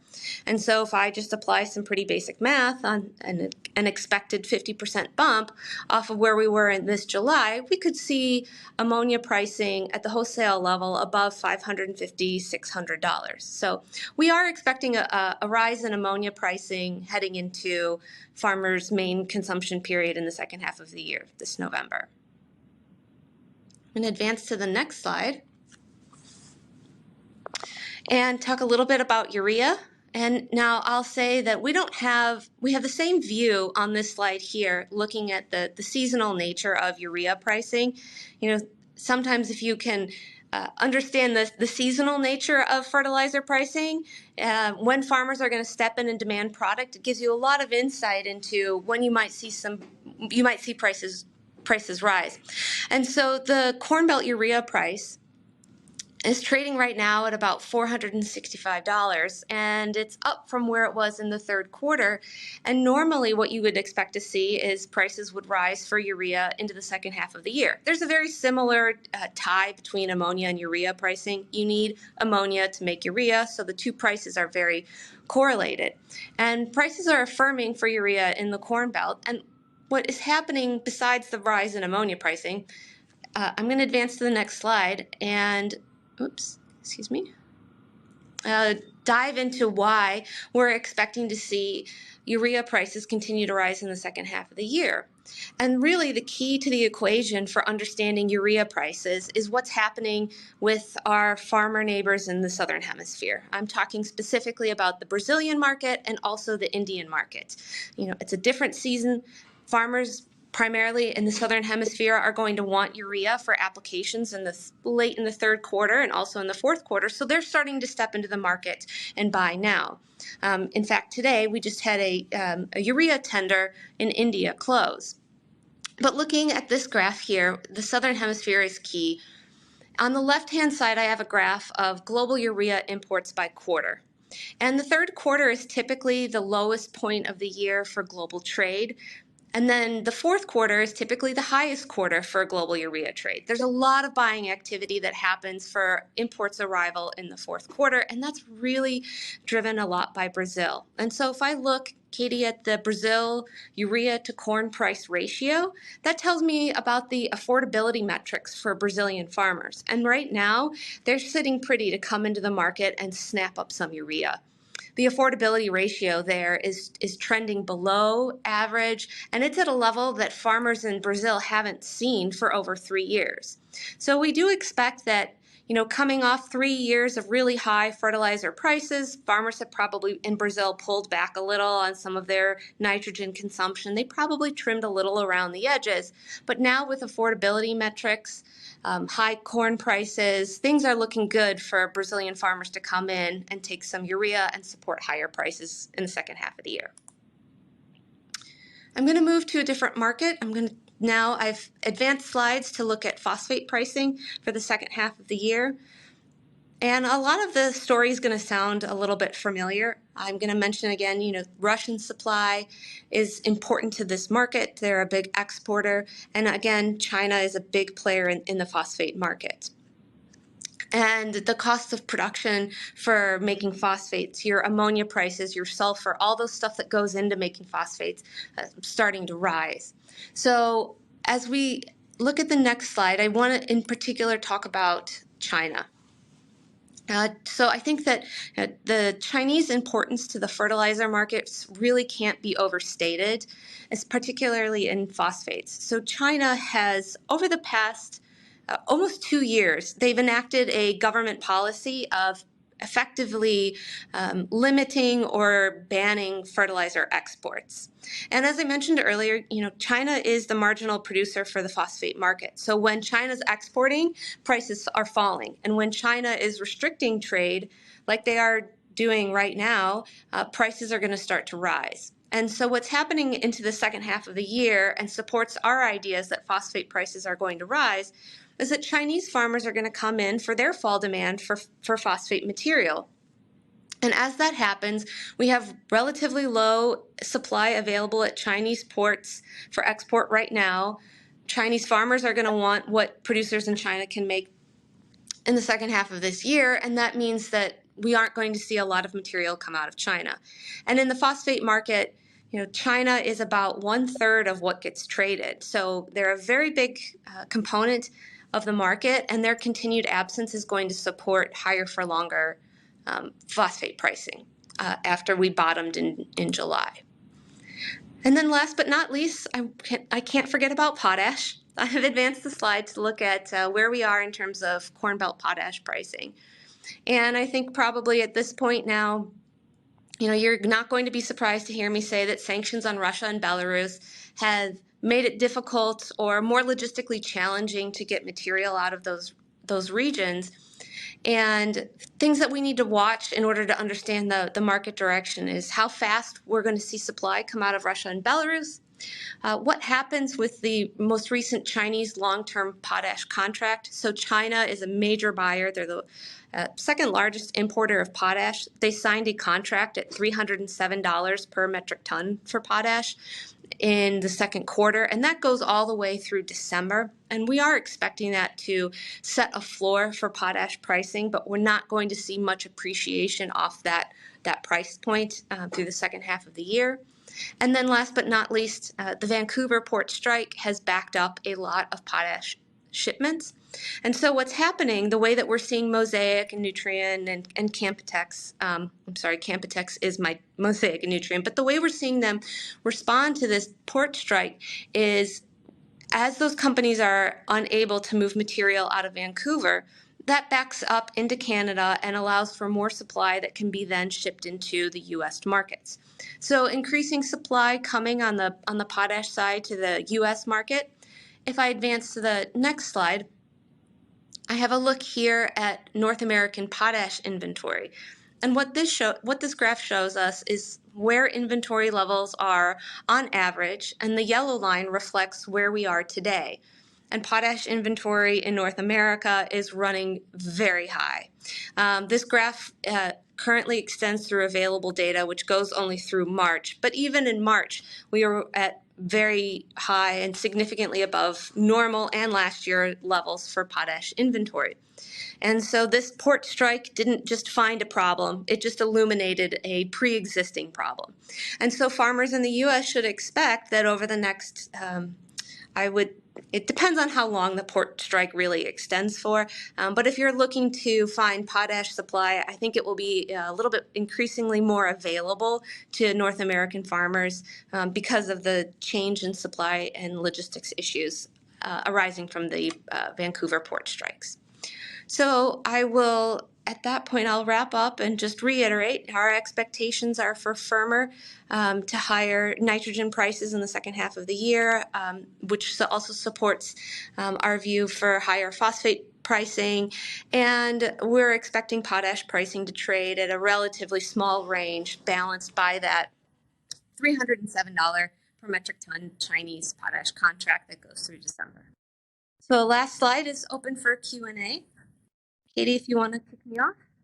All right. Well, I think that's really interesting, Alexis. A lot of farmers have been watching, especially these nitrogen prices as they've gone up and come down. The question now, you say they're going to be a little bit firmer into the second half of the year here. How much firmer? Is this something as farmers are looking out there right now? Is it a time to maybe book something in? Or are we talking about small increases from here to the end of the year? Yeah, so going back to thinking about the normal seasonal progression that we see for the wholesale price for ammonia. Normally from about July into November, prices rise by about 50%. And I don't have the exact number of where we were at in July right at my fingers. I want to say it was probably, we were in the low 300s at that point.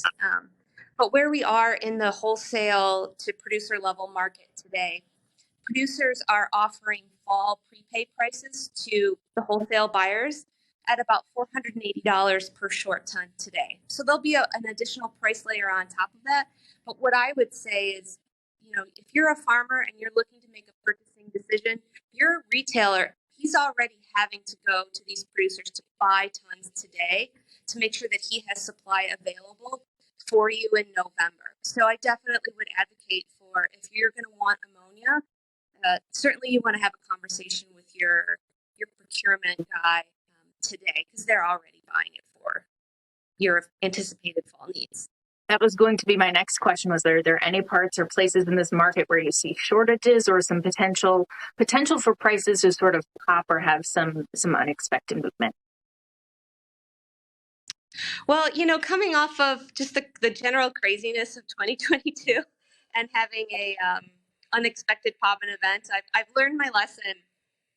Not to advocate for one of those, but I definitely think that this market is a supply-constrained market. This is not a demand-driven rally, and a lot of the factors that are keeping fertilizer relatively tight, the Western sanctions on Russia and Ukraine, China, for political reasons, choosing not to export their fertilizers, those issues are still ongoing. And so they could support another pop in pricing if we have, consolidating factors on top of those.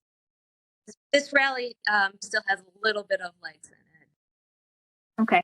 So thinking ahead a little bit more long-term, looking at the broader agricultural picture, Alexis, farmers are looking, especially with the USDA acreage number, with some of the potential for yields out there right now, producing a 15 billion bushel plus crop, which would result in, a lot of soybean supplies, some lower prices. In the fertilizer world, I have always heard that fertilizer prices are tied to the price of corn.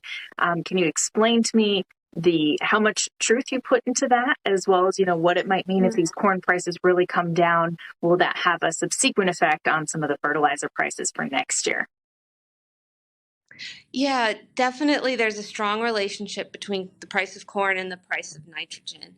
I like to tell people who are new to the fertilizer industry, as long as you can tell me where the natural gas price is and where the corn price is, you can do a pretty good job of forecasting where nitrogen should be priced. But what's different this year and what's different about this rally than just normally looking at the price of corn is, I would say that the price of natural gas, particularly in Europe, is having an outsized impact and influence on this market. And it's diminishing some of the impact that the price of corn is having. So, if I'm going to be watching one factor this year, I'm looking for what's happening with European natural gas prices, because when we are short on the ammonia supply, the market is going to call in material from Europe. And so the way that the market will function and do that is they will find out what it costs Europe to make ammonia, and the market will move to that level. Well, and that is a little bit different than what people are used to hearing. Yeah, it's a function off of the ammonia cost curve. And as I mentioned earlier, we don't have China really participating in this nitrogen market in a meaningful way. And without China, we're sort of scrambling for some supplies. And so what the market has to do is it has to look further out to more, I would call, as a fertilizer economist, typically out-of-market producers, people who have high-cost gas who don't always produce, and that's Europe. And their prices drove ammonia prices to be that record $1,625 per metric ton price that we saw last year in the second quarter. So if you're going to be watching the weather, watch what's going to happen in Europe this year.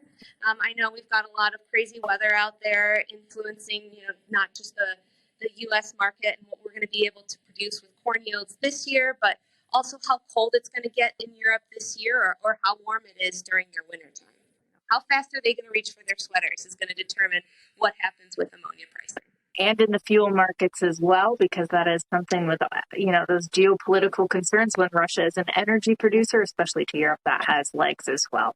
So Alexis, thank you so much for joining us today, for sharing those insights into fertilizer. We appreciate it. Any other final thoughts before we wrap up for the day? Well, thank you so much for having me. It's been my pleasure. And good luck this harvest season. I hope everyone stays safe. And I've got fingers crossed for big crops.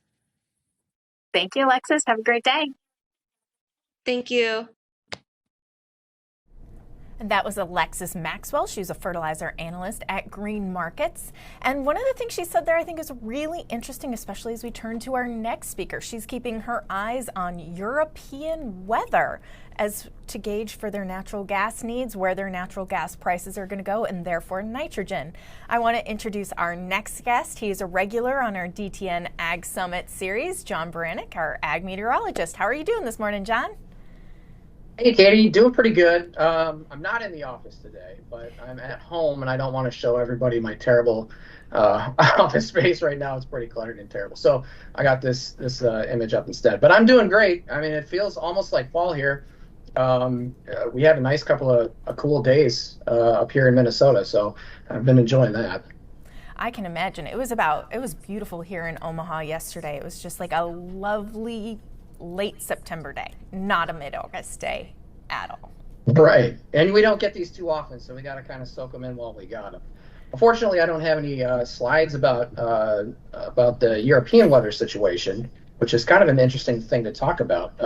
But they are kind of going through a heat wave right now, so that'll be something that we should be watching a little bit more closely as it relates to fertilizer prices, it looks like. Absolutely, but I know we're focused a little closer to home these days on the weather. Can you go ahead and tell us a bit more? Your presentation is titled, what about El Nino, really? What's next? Let's go ahead and take it away and tell us more about that. Sure. So, yep, we are kind of, we talked a lot about with the Gro folks here earlier in the session about kind of the crazy bounce back in weather we've had. I'm going to dive into that just a little bit here because it is really important. And there we go. And if we kind of just look a little bit here, and this is taking it as a wide expanse across really the entire country, so it's not very granular or anything like you'd want to see. It's a lot more smoothed out. But if we look here from we average out every day from June 1st through August 31st. So this includes the next 2 weeks in the forecast as well. This is kind of what we've been seeing here over, if you take it as a whole. And we know that we can't really take this season as a whole. We've basically had 2 different seasons right now. But if you look at it, you can see extreme heat there on the left-hand side across Texas and the southern states. And those states have really been baking here this summer. We've also had some heat in the upper Midwest and up into the Canadian prairies. But if you look from kind of the Central Plains through the Eastern Corn Belt, we've been sitting in pretty good shape in terms of overall temperature. Now, we've had some heat waves. We've had some nice cool temperatures at times. But overall, I mean, we haven't seen a whole lot of extreme heat so far. And even this week coming up, that looks to be quite hot as well. Doesn't really put us over that category right now. If we look at precipitation, again, this doesn't tell the whole story, but it does give you an idea of where the trouble spots definitely were. And that was definitely in the upper Midwest. So Minnesota, Wisconsin, Northeast Iowa, and I'll show a little bit here in a second about kind of how that played out a little bit and where we're at. But, I mean, we saw some absolutely fantastic weather for once across the high plains there, the western half of the Corn Belt. Even the southern half of the Corn Belt saw some pretty good stuff. Eastern Corn Belt, it's just this kind of small section here that kind of missed out. And that's including after that dry period we had. So if we kind of take these last 30 days as a general idea, and this is through yesterday, so it doesn't include the good rain that we saw over Wisconsin, northeast Iowa, and in northern Illinois yesterday. On the left, this is just straight totals here across the Corn Belt. And anything in yellow is 2 inches. And if you think about 2 inches of rain in a 30-day period, it's not great. It's about half or so, depending on what state you live in, of your normal rainfall. But look at all the areas in red. And the areas in red are 5 inches or more. And so this is above normal precipitation. And you can kind of see there on the image on the right, all the areas in blue that saw above normal precipitation here over the last 30 days. And we've been a little bit more active before that as well. So, I mean, we didn't have a way to get kind of where this rainfall situation kind of flipped. And I think Will and John talked about that right there at the very end of June.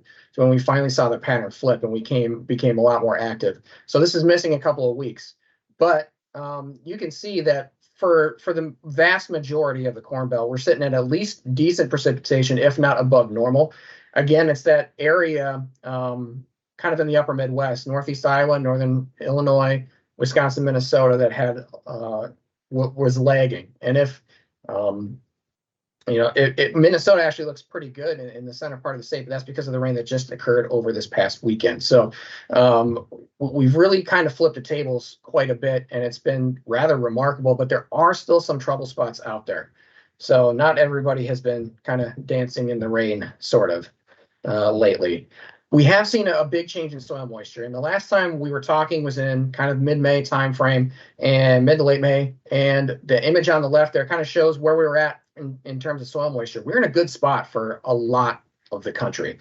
And you'd kind of expect that. coming off of a fairly wet spring, a snowy winter across the northern plains where we had snow sticking around until May in some areas. But we had some real big issues there in eastern Nebraska, through a lot of Kansas, except for the far western spots, and then spotty stuff that was just starting to show up there in the eastern Corn Belt. And even though we've had all this rain lately, we don't have a lot of soil moisture still left over. Now, technically, or typically, we see soil moisture declining throughout the season anyway. But this is, again, the image on the right, which is just data as of yesterday morning. So again, before the rains that kind of came through Wisconsin, Iowa, and Illinois yesterday, we were in some pretty decent to not okay shape in terms of soil moisture. So we're looking at the top 40 inches of soil moisture, so not just the top layer, but we weren't able to really build back a whole lot of soil moisture, even though we had excessive rain in some areas. Even spots like Missouri, where, Zach Grossman was talking about getting, 10, 12 inches of rain in the last 2 weeks, hasn't been able to put a huge dent in the whole soil profile. So we're still on the edge here in a lot of areas of still needing rain. That's kind of the point I'm trying to get at. And if we look at the drought monitor, this doesn't tell a very good story right now, but I need to point it out because where we were at last point, and this is really when the dry spell really started getting people's really started taking form in their heads about, we've been kind of dry here this spring. Are we going to start getting rain? That was about mid-May. And then it took until mid to late, or mostly late June, for that to actually come to fruition. But you notice how deep this drought was here in the Plain States. And that was, if you look at the drought monitor map, there's a lot of that red and dark burgundy color. That's that, extreme to exceptional drought. Just very fancy terms of saying it's really bad out there for no matter what way you looked at it. If it was long-term moisture, short-term moisture, if it was soil moisture, stream flows, everything, it was just really bad.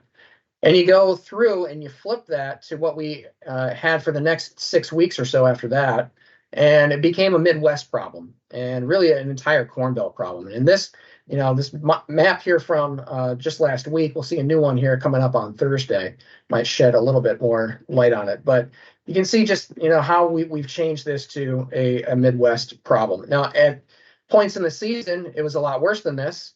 We've seen some more of this D1, D2 drought in more of Illinois and parts of Indiana. Michigan has had some bouts with that. But, even with all the exceptional rain, we haven't been able to get rid of the long-term drought there in the Western Corn Belt. So states like Nebraska and Kansas, who've had really good rainfall, and they'll let you know this map doesn't really make sense to them. But if you take a look at one small detail on that, and I'll point it out here, and I don't know if you can see it, but there's always on these maps an S and an L. S is short-term drought situations. L is a long-term drought situation. So if you look at the map here on the right, you can see that Nebraska, maybe you can see, hopefully you can, but Nebraska and Kansas are delineated in this L. So we don't have the short-term drought impacts anymore. We've seen a lot of things go positively in these areas. We're still lingering on the last couple of years here of being in La Nina and having that long duration drought that we're still trying to get out of. And that's going to be something that we're going to have to look forward to here in the forecast and coming up through the winter time to see if we can get rid of that before next spring. Now, if we see kind of in the upper Midwest here, you still see a lot of S's. So this is all short-term stuff. This is still drought that's still impacting agriculture. And so, again, it's the Red River Valley all the way through southern Wisconsin, northeast Iowa, some parts of Illinois, and Missouri are having issues with this, Michigan as well. So we're still not out of it. Even though we've seen a dramatic turnaround, drought is still kind of the background feature here going forward. And we still have some weather left. But if you look at the change here over these last 12 weeks, you can, definitely see the difference here where it became a Midwest problem and really disintegrated over the plains. Some of those areas in southwestern Kansas through the Texas Panhandle had been dealing with D3, D4 drought for years, and it was completely gone. So a lot of these are 5-class improvements, which you don't see a lot, even at this extended time period. And we've seen the exact opposite happen here in places like Wisconsin Minnesota, and Northeast Iowa. So we've kind of switched that from a plains issue to a Midwest issue. And unfortunately, we still have a little bit of season left to go through. So when we talk about the forecast, the biggest driver has been and will be what's going on in the Pacific Ocean. And so that's the La Nina, El Nino kind of dichotomy that we're looking at. If we look at, this just came out on Monday, or yesterday. So this is what we're looking at right now. And we really look at, as meteorologists, this so-called 3.4 region in the Pacific Ocean. It's delineated here with this box between the yellow and red. And that's where we're looking at for sea surface temperatures to designate either El Nino, neutral, or La Nina.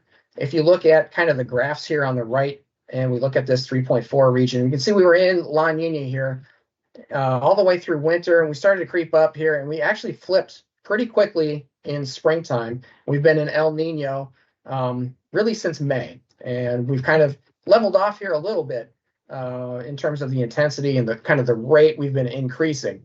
But you can see throughout the entire Pacific Basin, all four of these regions, we've been seeing an increase towards El Nino. Now, if we look at the sea surfaces themselves and we look at the Pacific generally, that red box again is that 3.4 region. You can see a lot of warmer than normal waters there in the Central Pacific, but just look at all the heat off the coast of South America. Those are some 3, 4, 5 degrees Celsius above normal. So if normally they have temperatures there in the 70s, they're talking about temperatures in the 80s. So with that being such an expansive area, it really changes the dynamics of our atmosphere. But the Pacific's not the only area that we're looking at here, the Central Pacific. If you notice also across a lot of the North Pacific and most of the Atlantic, a lot of areas here have been above normal in terms of temperatures. And, the oceans are really the drivers of climate. And we have definitely seen their influence. Maybe not so much here in the Corn Belt. We've kind of been shielded from a lot of that heat, which has been nice. But if you've heard on the news, talking about July was the hottest month on record, and they had what was it? They had Southern Europe had issues with setting record heat and stuff like that. It's all tied to how warm these oceans are across the globe. And so it's not just been an El Nino thing, it's been a worldwide thing. But El Nino is still the largest driver out of all of these. So let's look at the forecast then for El Nino. This black line here, and we're looking at the American climate model. This is the one that NOAA and our American government produces. And you can see how we were in La Nina conditions there through the fall and winter. And we quickly shot up into El Nino here this spring. And we're kind of sitting here. We've been flat a little bit over the last month or so. But this model is projecting us to get a little bit warmer. And typically we don't talk about this too often. I just kind of put this here, this super El Nino category. It's kind of a generic term. It's not anything that's actually really defined, but it is kind of a threshold that only a few El Ninos have hit in our history. And so I'll talk about this in a little bit, but we do see that our climate model does have this dotted line. This is the average of all of them, all of the recent runs, has it getting above that 2-degree threshold in that 3.4 region through and peaking about October, November timeframe, and then kind of taking a gradual slide towards normal by next summer. And this is a typical pattern we see for El Ninos, whether they're super El Ninos or whether regular El Ninos. They usually peak in the fall and then wane throughout the winter and springtime periods. Now, of course, the American model is not the only one. We have models all across the globe, and they all show different things. You might look at this and say there's a wide range of possibilities from this, but I want to point your attention to these ones here at the top. So we're looking at, there's 4 of them here that are in the super El Nino category, and I just want to point out which ones those are. Those are the Meteo France model, so France's climate model. The Australian Bureau of Meteorology's model is the next one down, the blue one.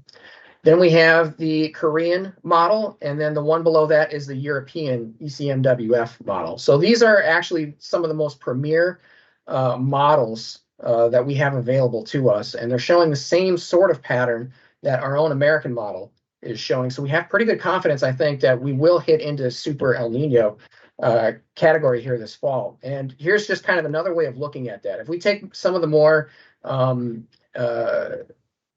better models with great history and reliability, they're all showing the same thing. So this is the forecast for November.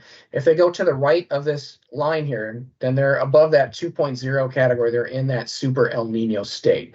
And so all except for one, which is this UK Met model, it's the one done by England, by the UK.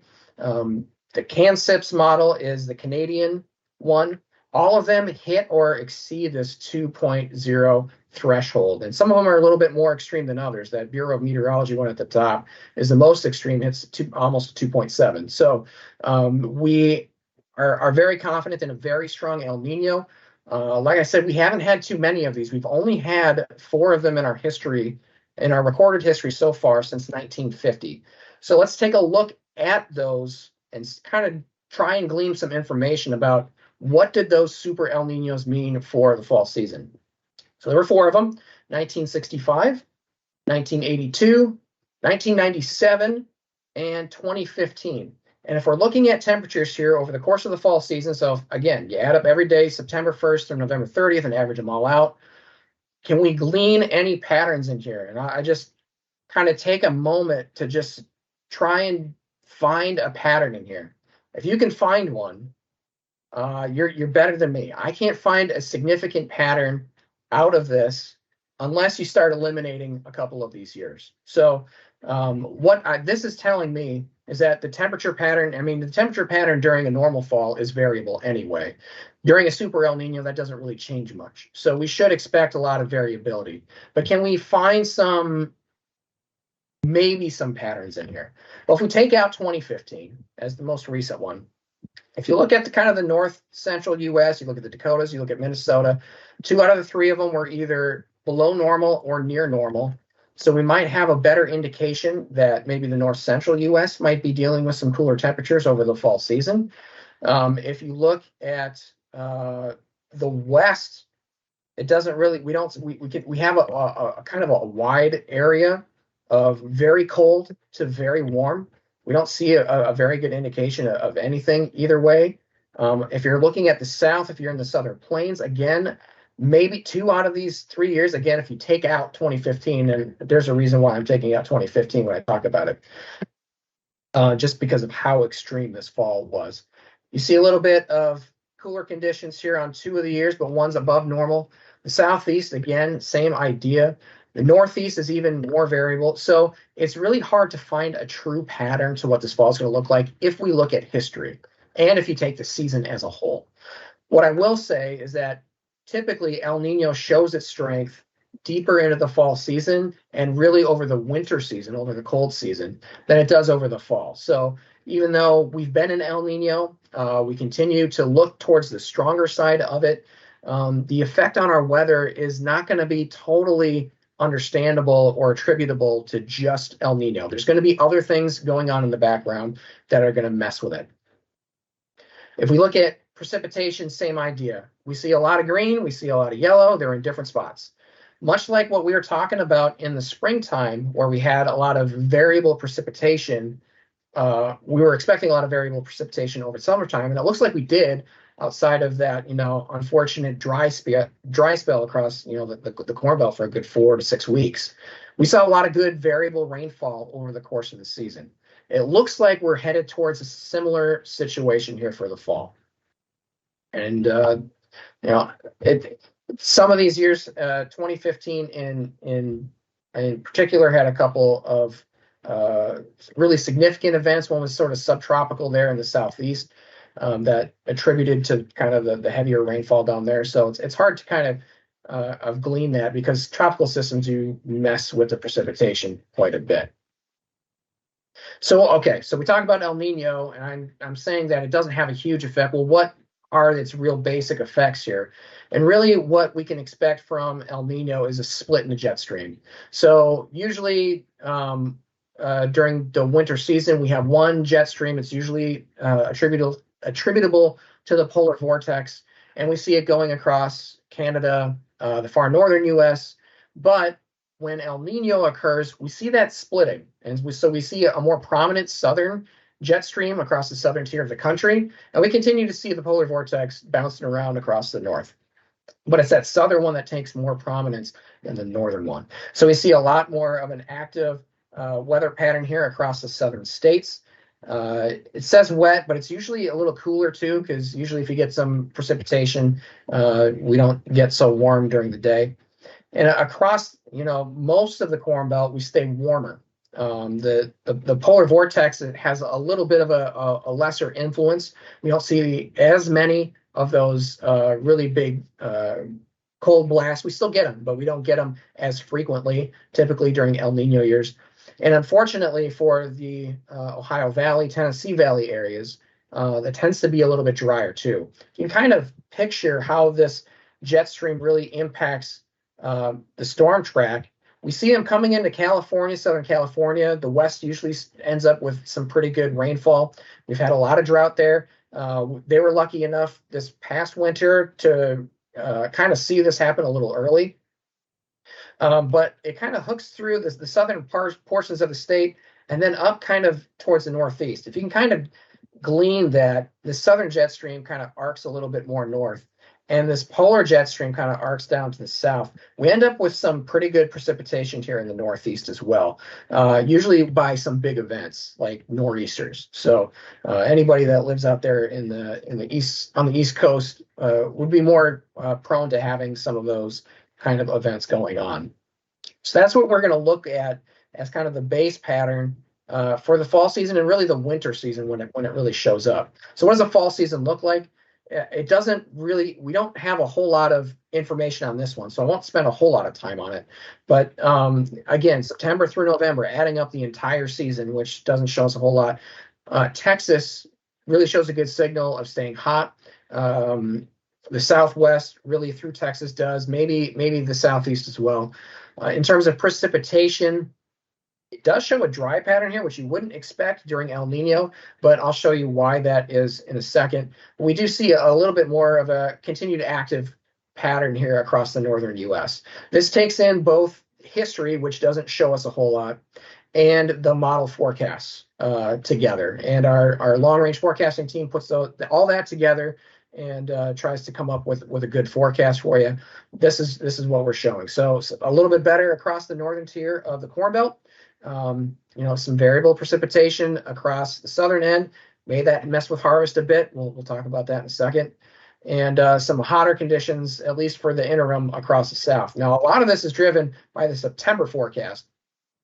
You can see the anomalies in October, November are only slight positive and negative. But if you look at September, definitely looks warm. So we're entering kind of a period here at the end of August where we're seeing a nice ridge of high pressure bump up across the really the middle of the country, and we'll continue to see that really have a big effect going through the end of the month, but also into early September. And a lot of this is model driven for the front month, so a lot of that is being gleaned on here due to that. So we are expecting above normal temperatures here for at least the beginning of September. How long that lasts, I'm not quite sure.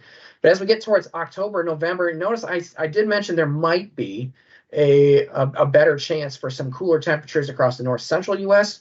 Models certainly have a degree of that to them.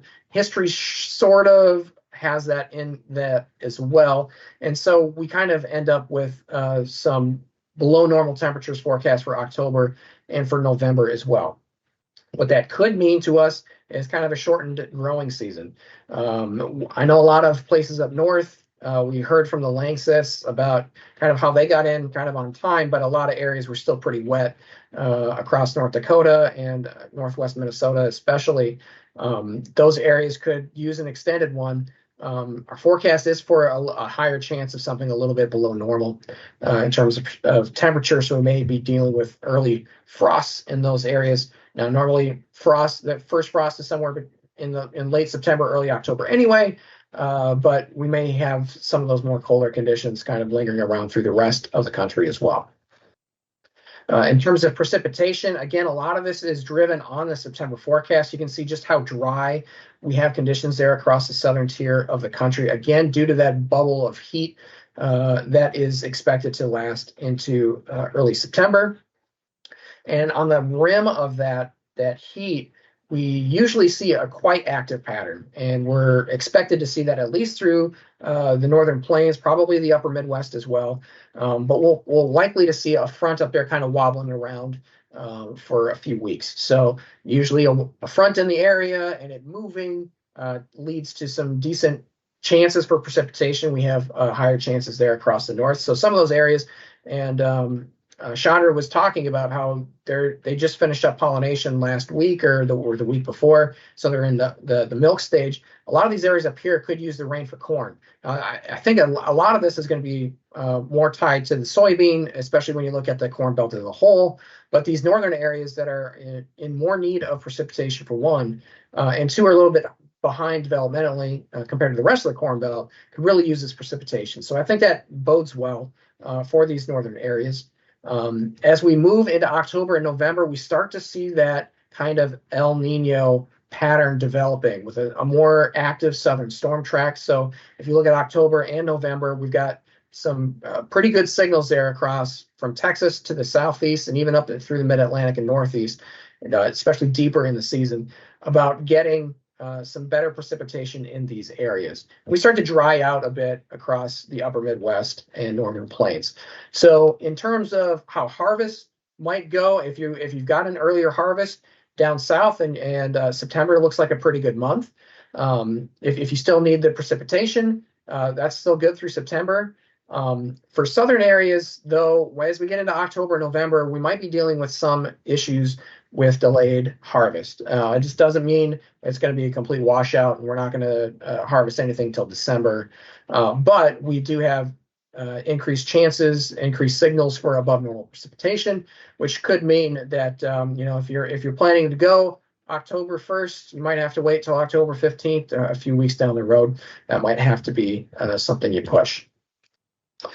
The other thing to talk about, and what really throws a wrench into all of this, like I mentioned so far, is tropical storms. And so far, we have seen very few of them, and only one, I think, that even got close to the U.S., and that was Arlene, and it only lasted for a day or two, and that was in the eastern Gulf of Mexico, went through Florida with some rain, and that was no big deal.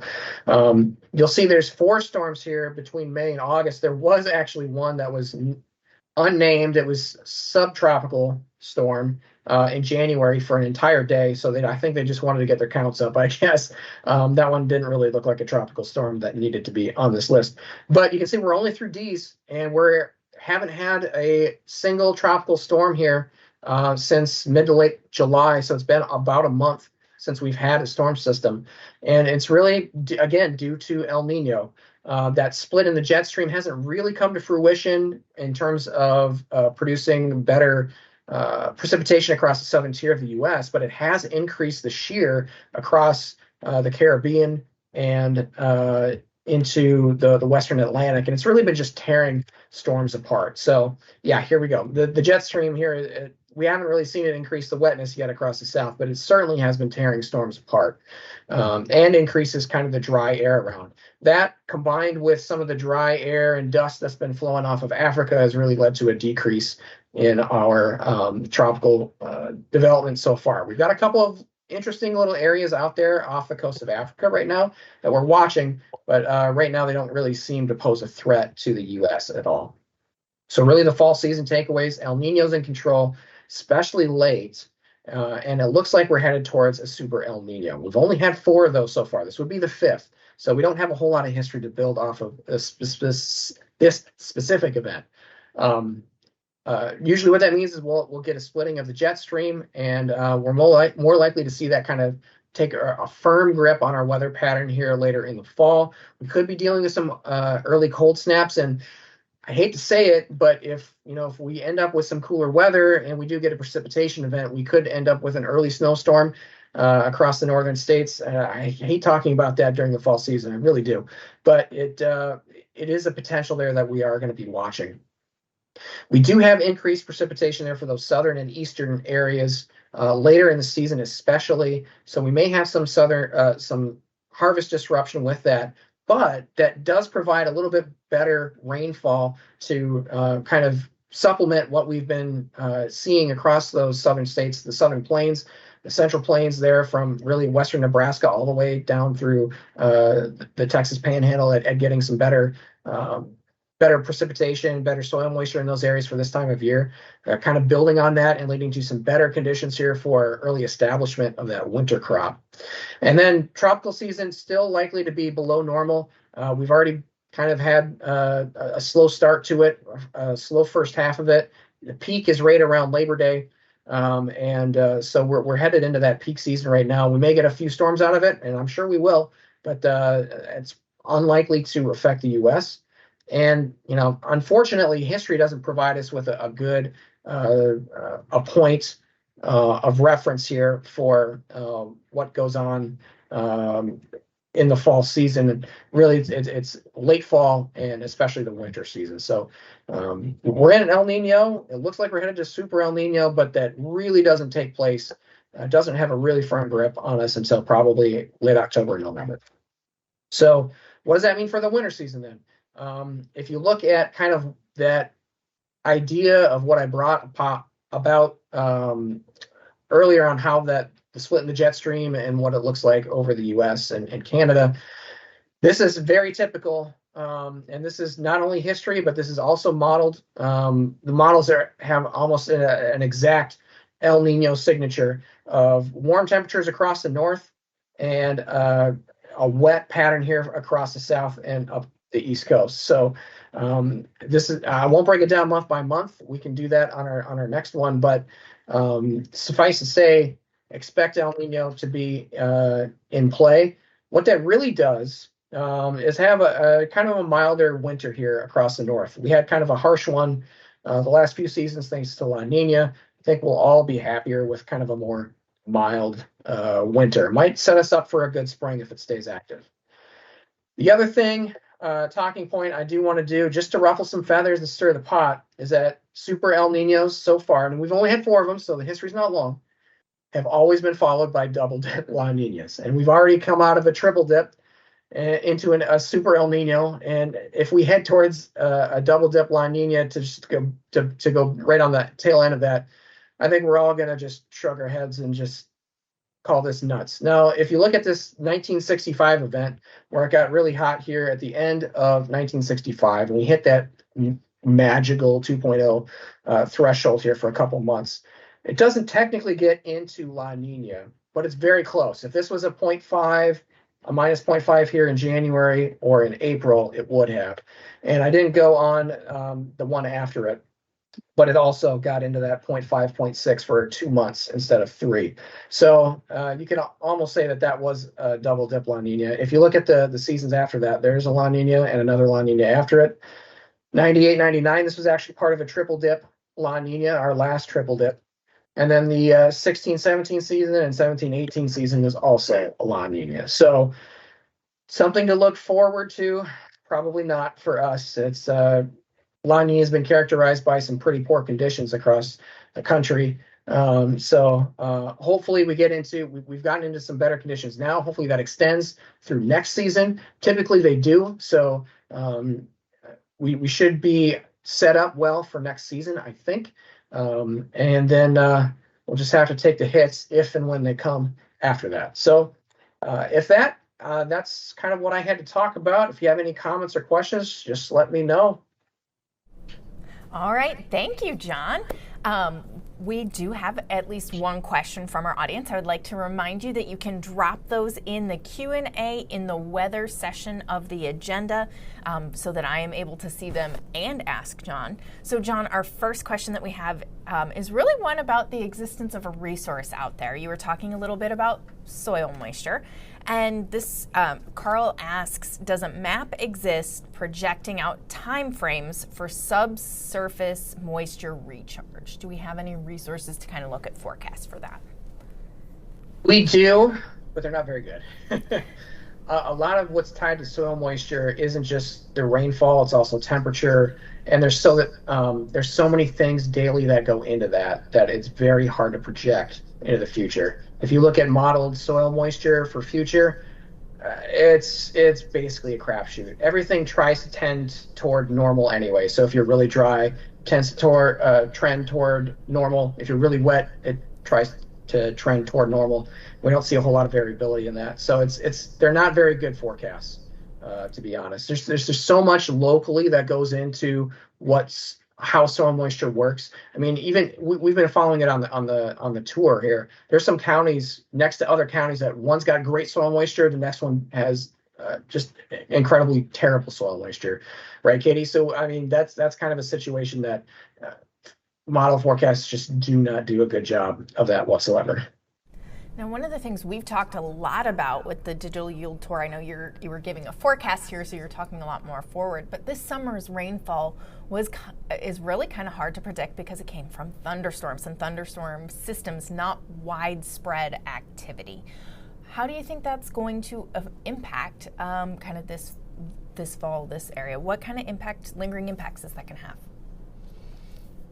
Well, I mean, a lot of things were so variable, and we saw that on the tour, right? Again, same thing with soil moisture. We saw so much variability county to county, and there's not only with just the weather variables with that, but also with, which areas tended to plant a little bit earlier than others, and which saw the heat at a different point than other spots. A lot of us stayed relatively mild.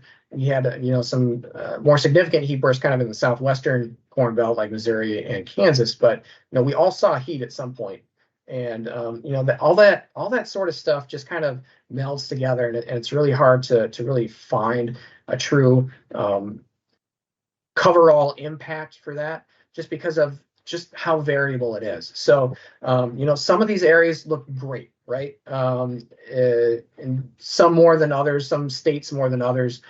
Kansas really sticks out. I mean, if you look at those NDVI maps for Kansas and Nebraska, they're the green that you can see on those maps. So, I mean, it's the other thing with all these thunderstorms is they haven't really built that soil moisture, like I mentioned. We're still dealing with a lot of below normal soil moisture, even with all the rain. So summer's not really a time where you build it, just because temperatures are so hot, crops are out there growing actively and rapidly. They just use up all that moisture really quickly, as fast as they can. If it's available, they're going to use it. They don't store it off for later. So,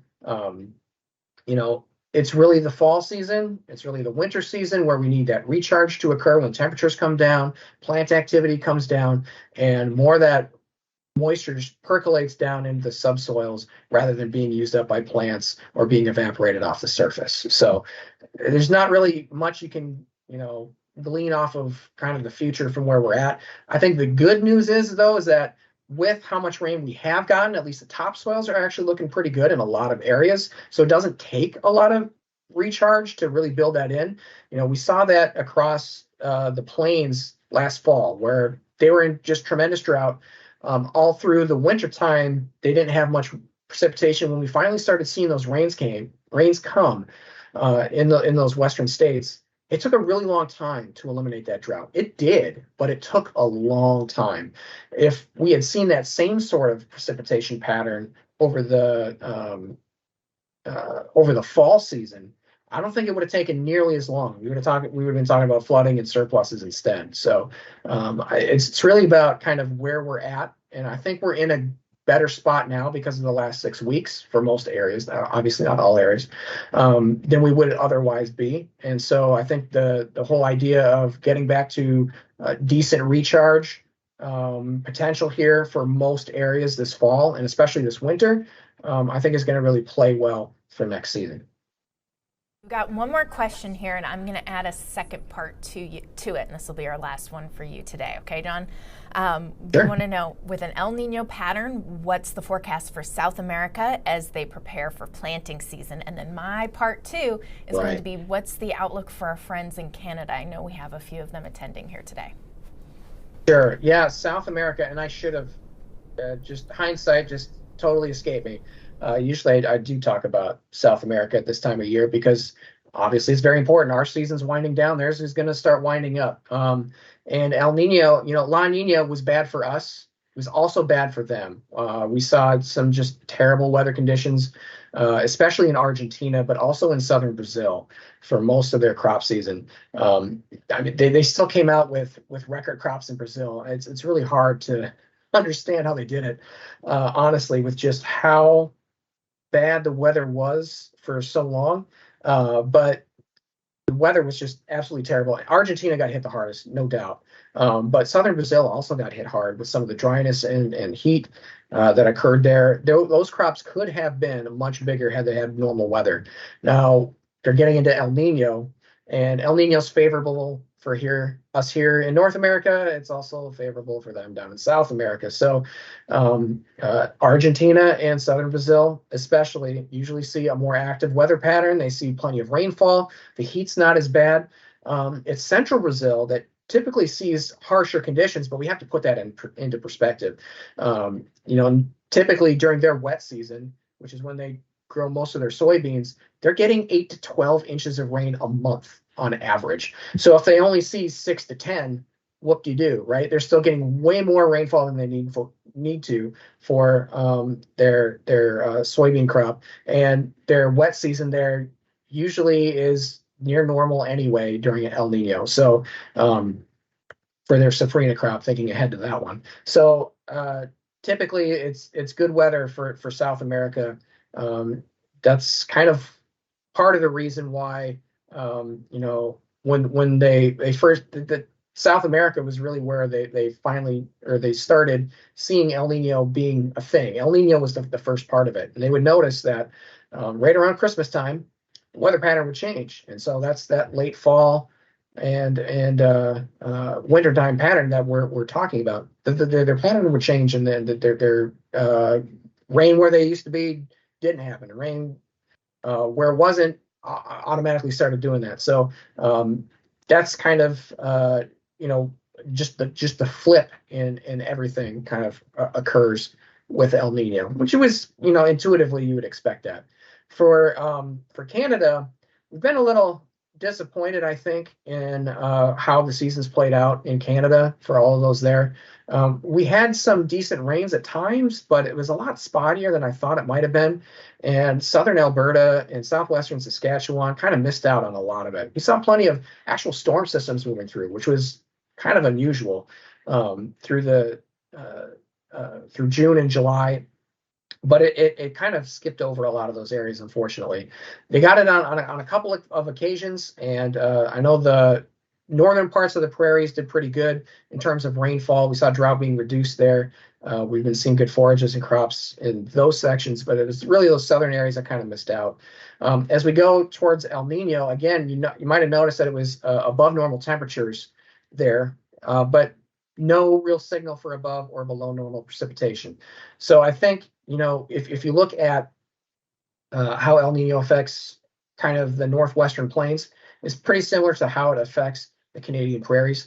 So warmer than normal temperatures, so a shortened kind of winter season, less snowfall, but they kind of need that for the recharge. So it's going to be a little bit, I think, disappointing for our neighbors to the north a little bit. We'll have to wait, and hopefully El Nino does bring about an active spring season, that we get some more of those storm systems moving through in the spring to be our recharge instead of over the winter. I could be wrong. Since we don't see a huge signal either way, we might end up with some good precipitation there. It might be a complete drought and bust, but hopefully it'll be the springtime, the early springtime, kind of the February, March, April timeframe where we start to see that activity really pick up and some better rains get in there. By our next Ag Summit event, we'll have a better idea of that forecast, and you can give us an update then. John? Definitely. Yep. That'll be early December. Yeah. So we'll be talking about that in earnest. So yeah, I'll make sure to have a few slides on Canada as well. Thank you for joining us, John. We're looking forward to hearing more at the DTN Ag Summit, which will be held December 5th and 6th. So note it down. We're going to be doing another one of these soon. John, thanks for joining us. Thanks. All right, and now I want to introduce our final guest of the day. I've got DTN lead analyst Todd Hultman with me here on set. Todd, welcome to Omaha. Thank you, Katie. I've been enjoying this. You've really had a nice lineup of speakers today. I think today's been a very interesting conversation, especially combining just all of the different topics we've had here, preparing for a fall season that's going to be very productive and ready to go for a lot of farmers. Yeah, and here we are. We're right in the heart of yield guessing season, so what a perfect time to talk to the guys from Gro, and I'll try to follow up on that. Absolutely. Well, go ahead and take it away. Tell us a little bit more about the grain markets and what we can expect there. All right, fair enough. Well, let's see if I can bring the slides up. Obviously, as you've tuned in, you've seen that this has been a very unusual year for us to, there we go, sorry. This has been a very unusual year. We started out thinking that we were going to have this big crop, La Nina was going to disappear, we were going to have widespread rains, and then we got this big surprise in May and June of basically hot, dry weather that we did not expect. So there was a lot of adjusting to the balance sheets all around the country, and we saw some big swings in the grain prices this summer. We'll talk about that in just a second. But before I get more specifically in the corn and beans, I always like to give us a little feel for the outside market concerns and just what traders are looking at these days. And of course, front and center right now, we're in the heart of the yield guessing game. We're looking at U.S. production estimates. USDA just came out with their August report. Of course, we had our DTN digital yield report. There's going to be more crop tours ahead, and I think the big thing everybody's looking forward to is when USDA finally gets into the field and collects field data in their September WASDE report. What's that going to reveal? So the guessing game continues. We'll talk about that in just a second. This year, we're really feeling the increased competition from Brazil. Brazil's had a record soybean crop earlier this year. Right now, they're in the midst of harvesting their second consecutive record corn crop. It's hit our corn export sales very tough this year in 2022 to 23, and there's no sign of that competition from Brazil stopping anytime soon. We've got rising energy prices. You know, the Consumer Price Index just came out not too long ago. I think it was just last week, and showed a small uptick of 0.2% on the CPI, and yet energy prices are up much more than that. And in fact, our diesel fuel prices were up over 20% in the month of July. That's going to put pressure for the Fed to keep raising interest rates. That's a big concern for outside markets, and that's a concern for our commodity prices. Of course, the war continues in Ukraine. For the most part, if you look at the wheat price, you'd think the war has been a non-event. But this year, it's going to be very difficult for Ukraine to ship grain without having the Black Sea grain deal in place. They're obviously scrambling to do what they can, but they're still trying to fend off missiles and drone attacks every night. Very tough situation, again, from the breadbasket of the world for wheat, especially in that region. We have rising concerns about China's economy. Just this morning, China reduced their interest rate in an effort to help the economy out, but we're seeing signs of problems. China's dealing with deflation, which is typically not a good sign. It's a sign your economy is contracting. I'll talk about maybe what might be causing that in just a second. But of course, soybean traders in particular get very concerned about any economic problems in China, because China is the world's largest buyer of soybeans. And then once again in the news, we haven't heard much about this lately, but just recently, U.S. banks are hitting the headlines again. It looks like the Fitch credit company is showing concerns about the state of financial health in the economy as the Fed continues to raise interest rates. Some of the companies in the country are going to come under stress, and of course, if they can't meet the payments on their loans, it shows up in the bank results, and that seems to be what Fitch is warning us about. So there's all that. So traders hear that. They hear these headlines every day. And I'd have to say that right now, I don't think the outside concerns or influences on our grain markets have been as bearish as they were last time we talked in May, but the concerns are still out there, and I still give it a slightly bearish influence edge on our grain prices. All right. Some of the factors going on in the outside economy. Where's the recession? Last year we kept hearing about, oh, this recession is going to come, recession. We've been talking about that for many, many months now, and yet the U.S. economy continues to do well. We're up 2.6% from a year ago on the latest GDP report. We continue to add new jobs. We've never had this many people working in the U.S., and that's a good sign, and that's a good sign for the economy in spite of the interest rate concerns and the inflation concerns and everything else going on.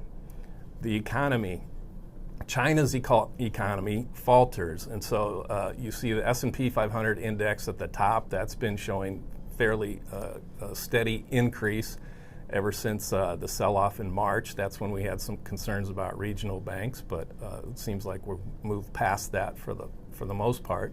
If you look at the Shanghai Composite Index, however, which is a picture of how they feel about China's economy, you see a bit of a sell-off lately. They left a lower high just recently and have sold lower. And as I mentioned, China has a deflation problem. Their producer prices were down 4.4% from a year ago. Typically, that's a sign of a contracting economy.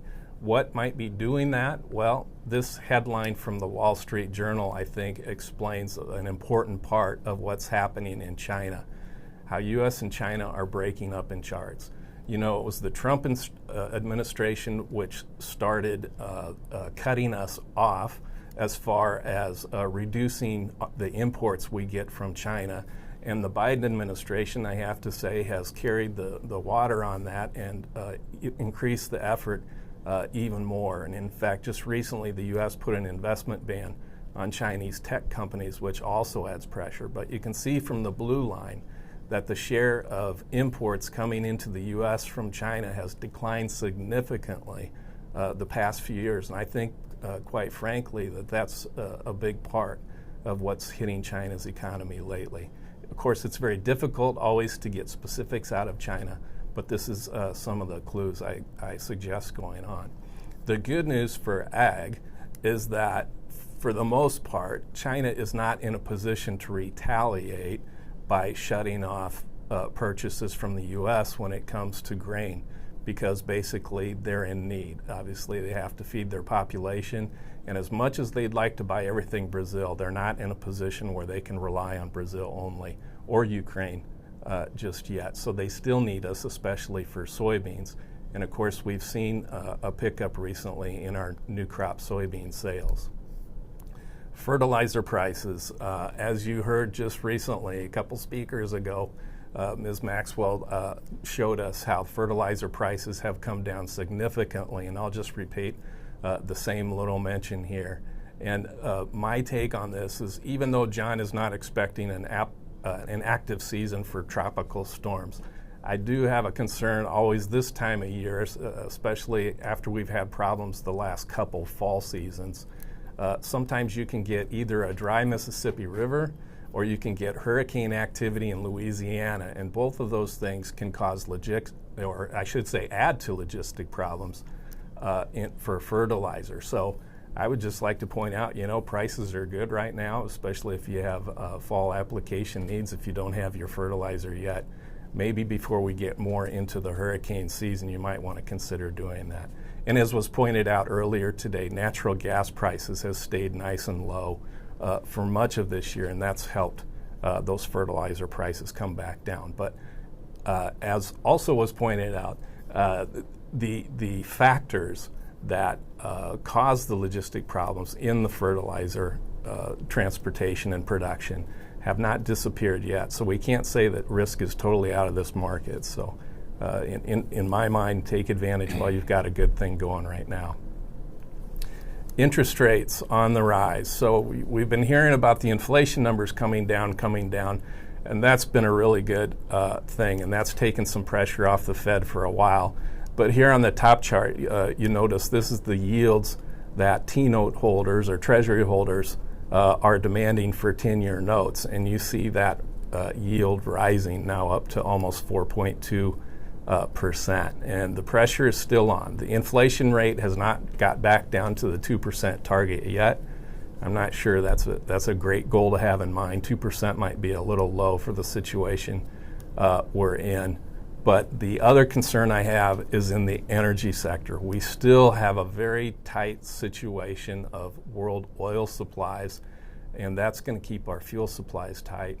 And we've seen a big boost, and I'll talk about those energy prices a little later in the demonstration here.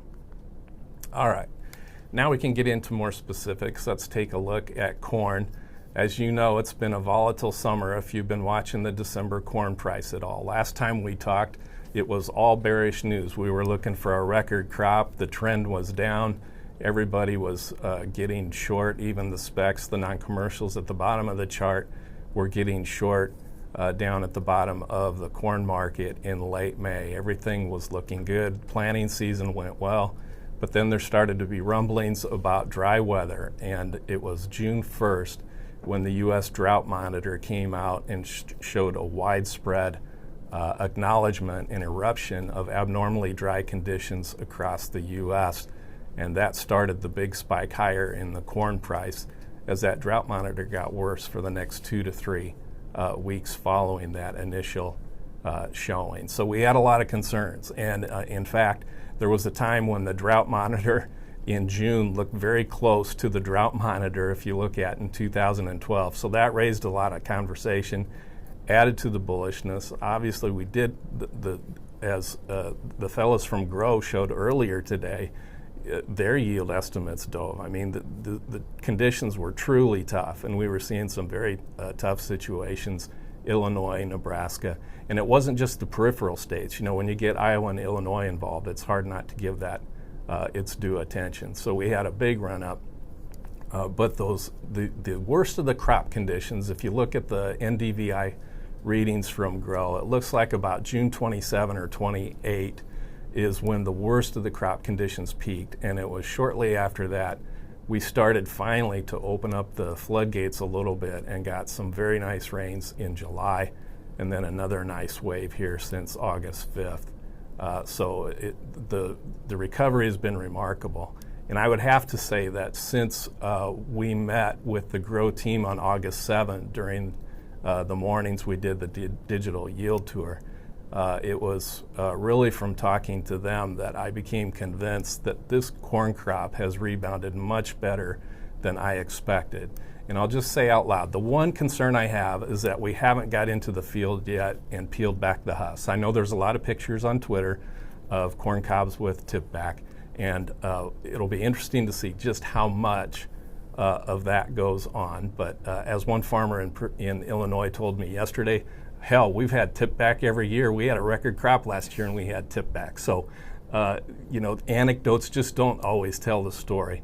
It's going to take that September WASDE report when we get a big sample size of field data to know just with more confidence just what kind of crop we've got here. But I would say Gro makes a very strong case that we've had a very nice rebound in this crop, and something I would not have expected from the way things were in late June. Now corn is knocking on the door of new prices, and just before I came into the studio, I see we broke a new low here this morning. So I think no matter how you look at it, even if there is some stunted crop from the early stress that was endured, I think the argument's very strong that we're going to have a very big crop this year, 15 billion bushels or higher.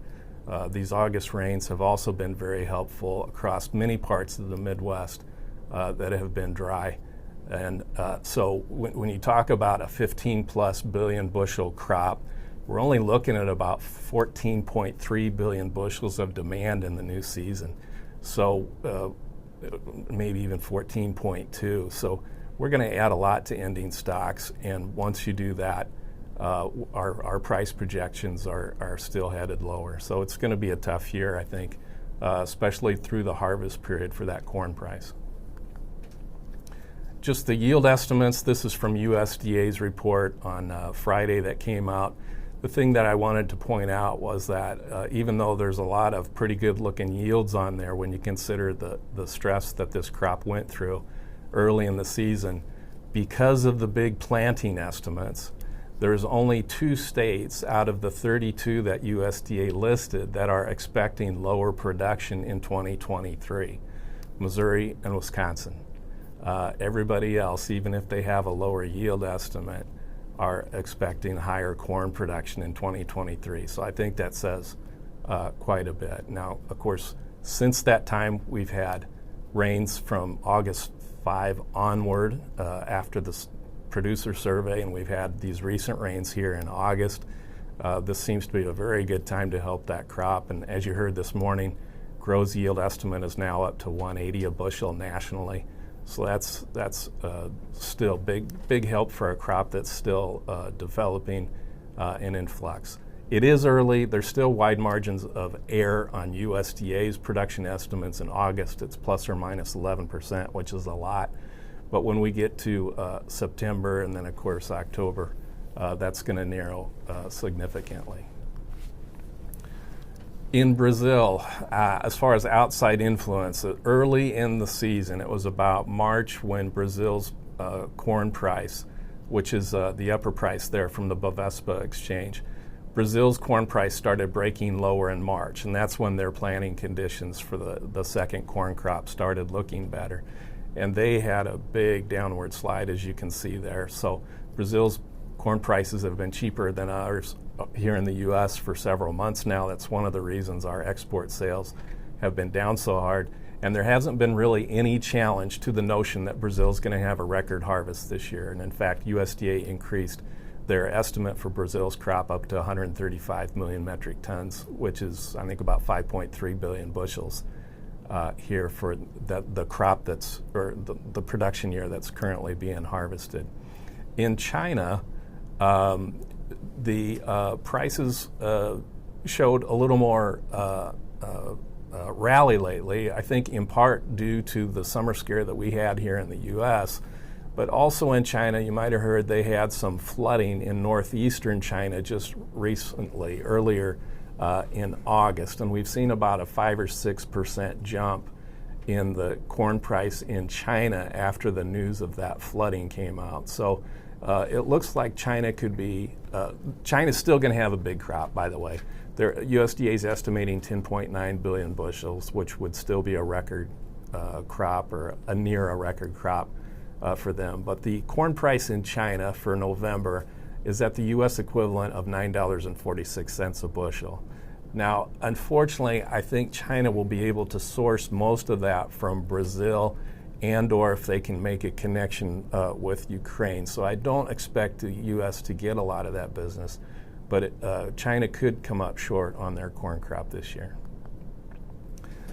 Corn basis, always a good indication of demand. We saw that corn basis, obviously we've been talking about record corn basis for a long time, and last time we met in May, we were talking about a record corn basis. Well, that corn basis has weakened significantly in the month of June, but that's seasonally what typically happens. You go from a tight old crop situation to the anticipation of a bigger harvest, and that basis will weaken, and that's what we've seen. But basis has held fairly steady the past month and a half, and it's still about the fourth strongest basis level we've seen since 2010. So it continues to reflect good domestic demand here in the U.S. There's still corn needed, and that's good news. Ethanol margins doing much better now. Earlier this year, ethanol margins were tight. There was even talk about would some plants close down or idle. And I don't think we have that problem anymore. Now that the corn prices come down significantly, the margin for making corn, or for making ethanol, looks much more attractive, and we have seen production pick up on a weekly basis. Overall, the estimate the value is about $8.57 a bushel is USDA's most recent report. And that's the value of ethanol and corn oil and the DDGs that you get from that. We do have gasoline demand down 2% in this 22-23 season. So that's a bit of a damper, but remember we did get permission for E15 sales this year, so that helped things out.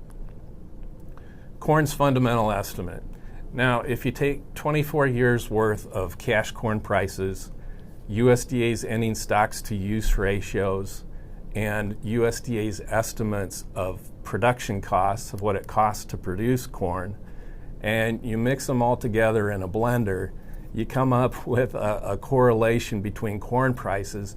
So we should be able to, if we know the ending stocks to use ratio, we should be able to get a fairly decent guess at what the corn price will be. Now, I always say markets are human, prices are emotional, humans are emotional, and there's a lot of swing and variability in prices. We'll never be able to get rid of that. But there is a fairly decent correlation between corn and its supplies. And in the current USDA ratio, 2.2 billion bushels of ending stocks comes out to a 15% ending stocks to use ratio for new crop corn. That suggests an average cash price of $4.40 a bushel. Now that's probably tough to hear. And then again, if you consider that there's a possibility that maybe the corn yield will be above 175 this year, that doesn't help certainly. But you mix all those factors together, $4.40 is the target for the new crop price. Now in my mind that might be a little bit low for this fall, but I do think $4.50 certainly is possibly on the table. DTN's national corn index is currently at $5.13 last night, but the one hint that gives me a little bit of encouragement is that just recently the commercial side of the market has gone net long in corn as corn prices have dropped below $5. So there does appear to be some decent demand for corn here. I don't know if it can keep things from going below $4.50 or not, but we could be in for a tough harvest period. And the other thing I want to point out is with everybody facing higher interest, well, not everybody, but guys with operating loans especially facing higher interest rates this year, I think it's going to be tougher to pay those storage costs. And for that reason, we might see more corn delivered at harvest time than we normally do. And so that's certainly a concern.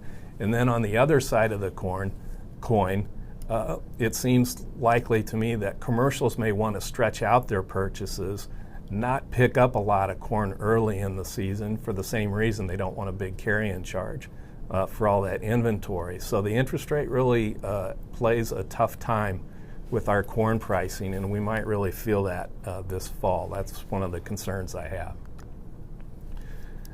This is a graphic, July and December corn. Of course, July's off the board now.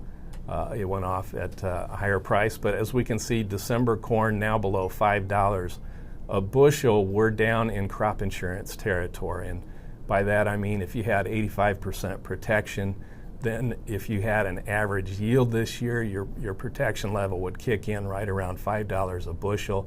If you have 80% protection, $4.73 is your price, and that all assumes average yield. But basically at this point forward, as long as you have that revenue protection of crop insurance, you should have pretty good protection from the loss moving forward here. So one good thing about a high February price this year. All right, let's take a look at soybeans. 1 second here.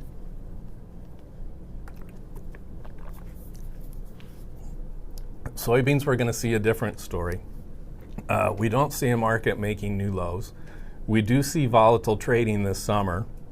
Last time we talked, we were looking forward to a record soybean crop, and the market was in kind of a downward spin as non-commercials started the year heavily net long, and then they bailed out as soybeans started to make new lows in the year. Well, that all turned around with the dry weather. Same thing with the drought monitor on June 1. That really woke the market up to the potential of a crop being mained by hot and dry conditions early in May and June. And then a second thing hit the soybean market, and that was the June 30th acreage report that really gave prices a lift. And just the notion that there's only 83.5 million acres of soybeans planted this year is a strong reason for fundamental support in the soybean market this year, as it really limits the size of the soybean crop we can harvest this fall, even with good-looking yields. Even if we get a 52 billion bushel or better yield, the size of the crop is pretty limited by the low planting estimate we have this year. So we're looking forward to another year of tight supplies, basically, for soybeans. USDA is estimating ending stocks now at 245 million bushels. That's down from 260 in the current season. That will also be the lowest in 8 years if that proves out to be the case. Excuse me. Some of the soybean yield estimates, like corn, look pretty good on the map when you consider what the conditions that we were facing early in the season. But of course, in the case of soybeans, those July and August rains really help conditions a lot, and the August rains especially are just what the soybeans need. Now, there's 13 states this year with lower production than last year, and I think it's interesting that when you have names in there like Illinois, Iowa, Indiana, Missouri, Ohio, etc., Minnesota, those are some big producers with lower production than last year. So again, even though they have good yields, it's the lower planting estimates that are really restricting this crop. Soybean prices on the rise. If we look in Brazil and China, we see also soybean prices on the rise, and that might seem a little surprising. In the case of Brazil, they had a record soybean harvest earlier this year. They typically harvest around the month of February and March. But as they're been heavily shipping out their supplies for export, mostly to China, their prices have been working higher recently. In the case of China's soybean prices on the Dalian exchange, there in the lower half, you see a remarkable surge in prices since the 1st of June. And of course, part of that was because of the tough weather. Part of that was because of the June 30th acreage report in the U.S. But also, we have to say that even though we're hearing bad things about China's economy, and there's plenty of reasons to be concerned about China's economy possibly contracting, their demand for soybeans continues to be extremely strong. They're trading at the highest prices of the year. The U.S. equivalent in China is $17.80. Actually, this morning when I updated that, it's up to $18 a bushel now is what they're paying for soybeans in China. So the good news for the U.S. is that even though Brazil had a record crop, the signals are that China's going to need even more, and that's one reason we've seen a pickup in new crop sales recently here. The U.S. soybean basis has weakened the last 2.5 months. That's typical this time of year. Again, we're going from our tightest quarter of soybean supplies headed to a new harvest of a big crop. So it's typical to see that soybean basis come down in anticipation. But even so, it's still the 5th strongest basis that we've seen since 2010 for this time of year. So it's still a little better than average. And a lot of that, I think we can say, is due to strong domestic demand. Speaking of domestic demand, here's the latest crush numbers based on the September futures report.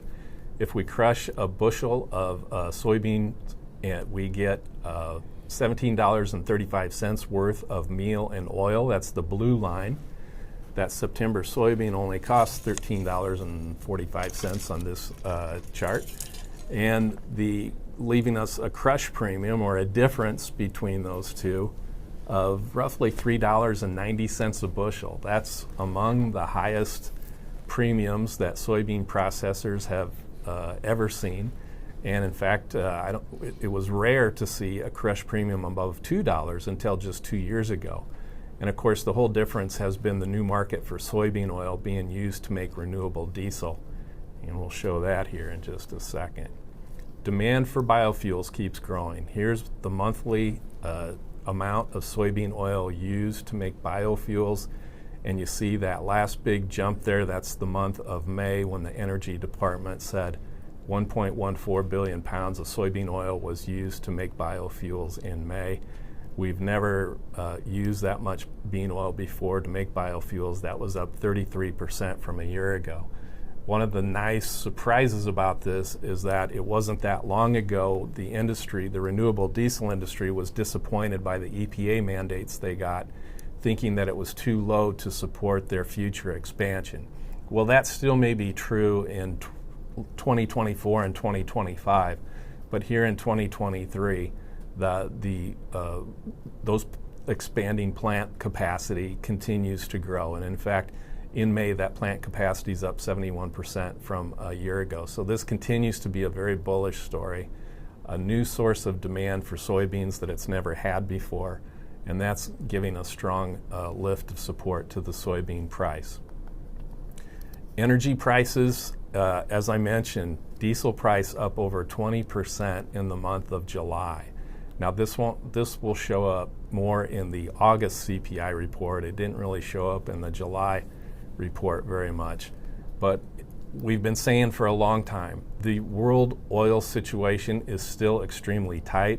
Saudi Arabia has been cutting production. Russia's always a question mark in its situation, even though it's been able to keep selling its oil largely. But the most recent estimates from the Department of Energy is that world oil production is about 101.3 million barrels a day this year versus demand of 101.19. So that's basically an even Steven market, not a lot of extra being produced this year. Diesel supplies right now are at their second lowest level in 10 years. So we've known for several months that these prices were ripe to move higher, and they finally did in the month of July. Now that just adds more impetus for using more bean oil to produce renewable diesel, more gasoline to produce ethanol, as those fuel prices are going higher also. So it does have its positive, even though it's going to be more expensive to harvest this fall. The fundamental estimate in soybeans, just as we did for corn, we mix cash soybean prices over the past 24 years, mix that with USDA's ending stocks to use ratios, along with USDA's cost of production estimates. And so what price should we expect with a 5.8% ending stocks to use ratio, which is what USDA is estimating when they say a 245 million bushel ending stocks? That price estimate comes out to a national average of $15.20. Now, today we're in the low $13 range, so obviously there is bullish potential for soybeans, in my mind, later in the season. Even giving credit to the fact that prices are highly volatile and highly emotional and have a big variability component, it seems quite clear that if you're only going to store one crop, corn or soybeans, this fall, you're going to have a better chance at making out on a higher price in soybeans than you are in corn, and that's the best probably bit of advice I can get there. And the other thing I would say is, next spring, try to go back to your 50-50 rotation. This was not a good year to plant a lot of corn and forget about soybeans, because it is going to turn out to be the more profitable of the two crops this year. I think we can be fairly confident about that. The prices for soybeans back in May when we had this summit series last time, we talked about soybean prices were getting low enough that they were almost at their protective levels of crop insurance. Well, as you can see, that didn't last long, and of course the dry weather changed that, but so did the acreage report. Now we're trading well above any expectation for collecting crop insurance, unless of course you got hailed out or had some other type of damage to your crop. But as far as price goes, the price risk is not close to any crop insurance protection this year. And just to sum up, USDA is expecting the smallest U.S. soybean crop in 4 years. I think this crop still has a chance to go higher, even with a hot and dry forecast ahead of us. The recent rains in August were very good, had to be very good for soybean yields. And again, we're looking at the lowest ending stocks in 8 years. So anytime we're looking at a scenario where supplies are this tight, it basically supports a more profitable prospect for the soybean price. Katie, good time for any questions. Absolutely. Thank you, Todd. I think we had a really good, interesting conversation there about a lot of different things. But what we've been talking about today has really been supply. We've been talking about corn and soybean supply with our yield estimates, our production. So we've got a question here from Jim. He says, weather, Ukraine issues, fuel market firing up again, Corn Belt flooding, possible uptick in inflation. All we need is some demand. What's it going to take? Yeah, good point. Well, number one, there's really two things that hurt our export sales last year. And one is, of course, as I already mentioned, Brazil had record crop last year. But the other thing that hurt our demand for corn last year was that we came up short on our own crop. And so we had higher prices from the get-go. That did hurt the demand and our export sale potential last year. So this year, with more plentiful supplies, obviously we're going to have a lower price outlook. We should be in better position to compete with Brazil for some of those exports, but it's not going to be easy. And it's going to take, I think, some lower prices again to help stimulate some more of that demand. Okay, and so on soybeans, with this tight supply that we're expecting, what kind of changes do you think USDA is going to have to make to the demand side of that balance sheet?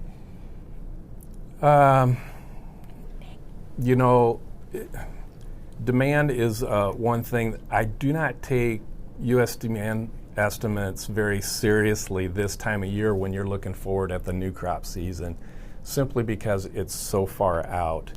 And we need more evidence of what we might have ahead. And I would suggest that one of the better pieces of evidence we see right now are the high soybean prices in China. So that's good news. And the fact that they're early and active in buying our soybeans again for new crop sales is more encouraging. Other than those, and the other bottom line, of course, is everybody's got to eat. So there's always the basic fundamental demand picture out there. So really much of the variability is focused on supply because that's where the big swings come. The demand side tends to be a little more predictable, and we don't get too upset about it until we start getting into the season where we learn some of the actual export numbers and things like that more. So lots of time yet to make those changes. Yeah, lots absolutely. of things to learn before it really filters through to the demand side. Yes. Yep. And I should mention, with the crust situation the way it is and the new market for renewable diesel, obviously that's just almost a foregone conclusion that we've got a stronger market there. Todd, we're running a little bit tighter on time, but I do want to ask you, while we've got you here, wheat. Can you give us a high-level view? I know it looks like we're going to have a reasonable planting season here. They've got some good soil moisture in Kansas. What's going on in the wheat market? What are you watching there? Yeah, well, good news for soil moisture in the fall. That's definitely one of the big improvements we'll see this year. As far as U.S. wheat prices, I think it's been extremely discouraging, however, that we have historically tight supplies, and yet talk about demand. There's a market that just has not been able to generate demand. And it's not just specifically to the U.S., it's also really worldwide. Even Europe is in the same situation. Here we've got the smallest spring wheat crop, second smallest spring wheat crop in 35 years, Katie. And our U.S. wheat supplies are not tight, or are not plentiful by any means, and yet we're still not able to stimulate demand. So I think part of it is end users don't want to panic early in the season. They'll take advantage of these lower post-harvest prices that we're seeing.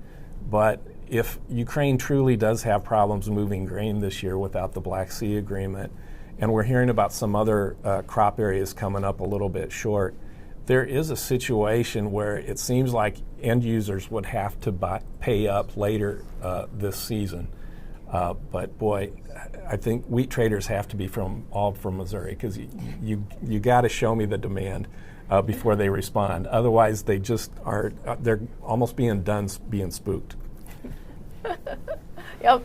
Well, I am a Mizzou grad, so whenever you say, show me the demand, I get a little cheesy about it. It's just I thought you'd like that. Yeah, I figured you would. All right, Todd Hultman, thank you so much for joining us on set. We appreciate having you here for these events. Your insight's incredibly valuable. We couldn't do it without you. But before we wrap for the day, we are going to bring on one more guest. We're going to bring on Editor-in-Chief Greg Horstmeier. He's going to join us for a little bit of an analysis about what we've heard today, what you can do, and what to be thinking about as you head into this harvest season. So hang on. We'll be right back.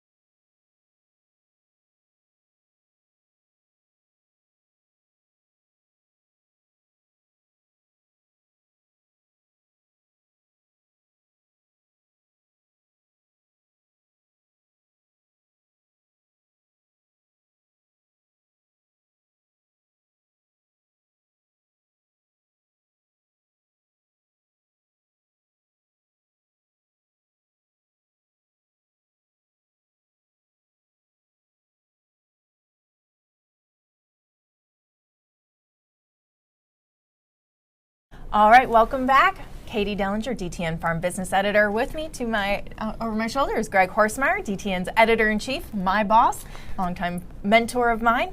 Greg, welcome to the studio. Thank you, Katie. Been a great event this morning, and great job. Appreciate everybody that participated in this. A lot of good information. Yes. Lots of good information. I was just thinking through everything we've covered this morning, and I feel like I've been reporting for a week and a half. It's been quite a good session today. Yeah, absolutely. Yeah, I mean, when I think about the things that we've heard today, a couple of words and phrases come to mind. One of them is rebound. We heard that from our Gro folks, as well as the farmers that Pam Smith interviewed. The crops rebound and the rains that came to help drive that rebound.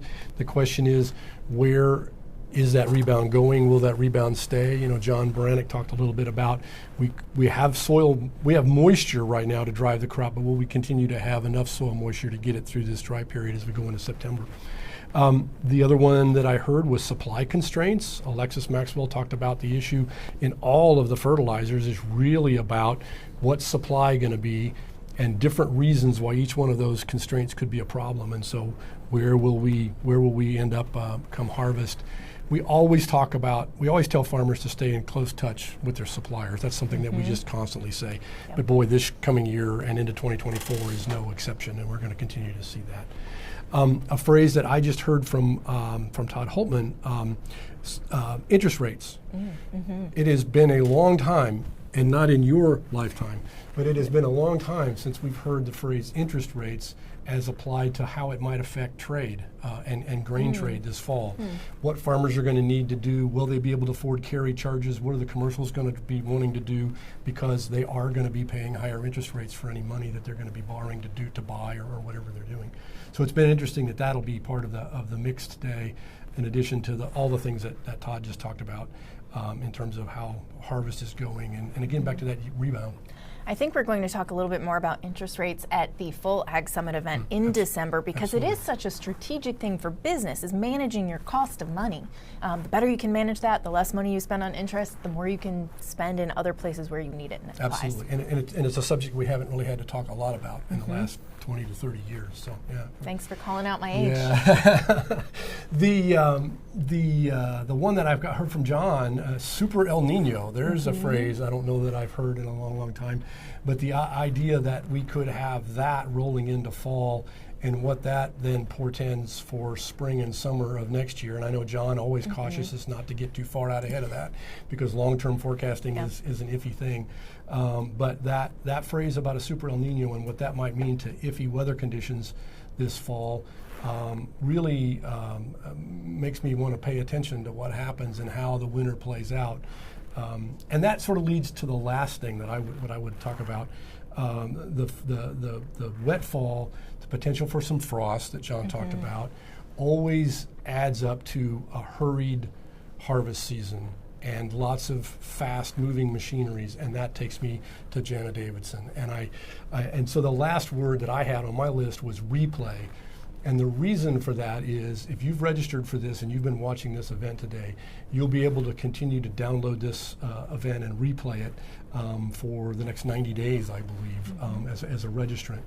And I would suggest that every farmer grab that session from Jana Davidson on farm safety and on being careful around equipment and children, and replay that for anybody in your operation that's going to be operating trucks and combines and grain carts and all the things that are going on, because you know what a safety nerd I am. I'm really crazy about it, and we are going to have a busy harvest season this year. We want everybody to be safe. We especially want the little ones to be safe. And so grab that, replay it. I would love it if you would do that. Yeah. As the mother of a 4.5-year-old, some of the statistics she shared with me about kids and the ways that they get hurt, I'm glad I pre-recorded that piece, because I was very trying to hold back my holy buckets. Yep. Yeah, because it's scary. It can be dangerous. And the size equipment we have today. And I know how fast those kids run, and you can't turn your back. They climb, they do all kinds of things. So you just have to be very aware. And I'm trying to really be a safety role model myself for him in a lot of different ways as they get into that risk-taking behavior for kids. So lots of things going on there on safety. I think you definitely should check it out. So talking about today, we've got rebound, supply constraints, interest rates, super El Nino, replaying. What are some of the other things going on at DTN right now that our viewers should know about, Greg? Sure. Well, I think the biggest thing is to be prepared and be watching for our big Ag Summit in December. We'll have more information about that. We're putting together speakers on that right now, and I think that's going to be a great couple-day event. We always have good participation in that. We always have good sessions on global outlooks. You mentioned that weather and interest rates are going to be a big part of that. So we'll continue land to as well. And we're going to do a good focus on land. Yeah, it's been a couple of years since we've really focused in on land, and that's an issue that we know from some of the readership studies that we've been doing. What we watch, what everyone's reading online, that land issues continue to be a big driver, and so we'll have a lot on that. We'll look forward to seeing everybody at the summer and fall shows that are coming up. John and Todd specifically will be at the Farm Progress Show and Husker Harvest Days, and so we ask everybody to come out to the booth. And while they're there, look at some of the new services and products that DTN is going to have at that time too. We've got some fun things coming out this summer to be talking to you all about from the business side. Before we wrap it up for the day, we did have a poll question out there. It was a word cloud style. I can't share it directly to you, but I will post it in the community board discussion area a little later. I asked you, what's one word you would use to describe the 2023 growing season? Haven't gotten a ton of responses, but I've gotten some good ones, so I wanted to share them with you. One of them is a word I used to describe my 4.5-year-old, and that is spicy. People also said dynamic, long, optimistic, unpredictable, challenging, and dry. So a little bit different words than Greg Horstmeier picked, but I think also very applicable ones as well. Absolutely, right on target. Yep. So you talked a little bit about our December Ag Summit. If there are any topics that you want us to talk about, send me a note, send me an email, send it through Huva. We'll go ahead and get those on there and see what we can do to make this a program that really works for you. We are really enjoying hosting these events quarterly. The DTN Ag Summit is a 2-day event similar to this. We take up just your morning. We talk and we try and get a lot of content in a short amount of time, so really making the best use of your time because we know it's valuable and it is a limited resource. So. Absolutely. Any other final thoughts, Greg? Just thanks to everybody again, all of our sponsors, to TPAP, to Gro, to everybody that's participated in this, to Nick and Susan who are behind us here, making sure that everything happens, and to all our speakers that took their time, to whether they were here live or whether they were pre-recorded, to add to that mix. We know that their time is precious and their information is valuable, and I appreciate we all appreciate that they shared it with us. Absolutely. And thank you for all your work. Thank you. I enjoy doing this. This is one of my favorite parts of my job here. So. Great. Yep, and with that, we will go ahead and sign off for the day. I hope you all have a safe and healthy, happy harvest. I hope it all goes well, and please let us know how it's going. We'd love to share your experiences with the rest of our viewers. So in the meantime, have a great day.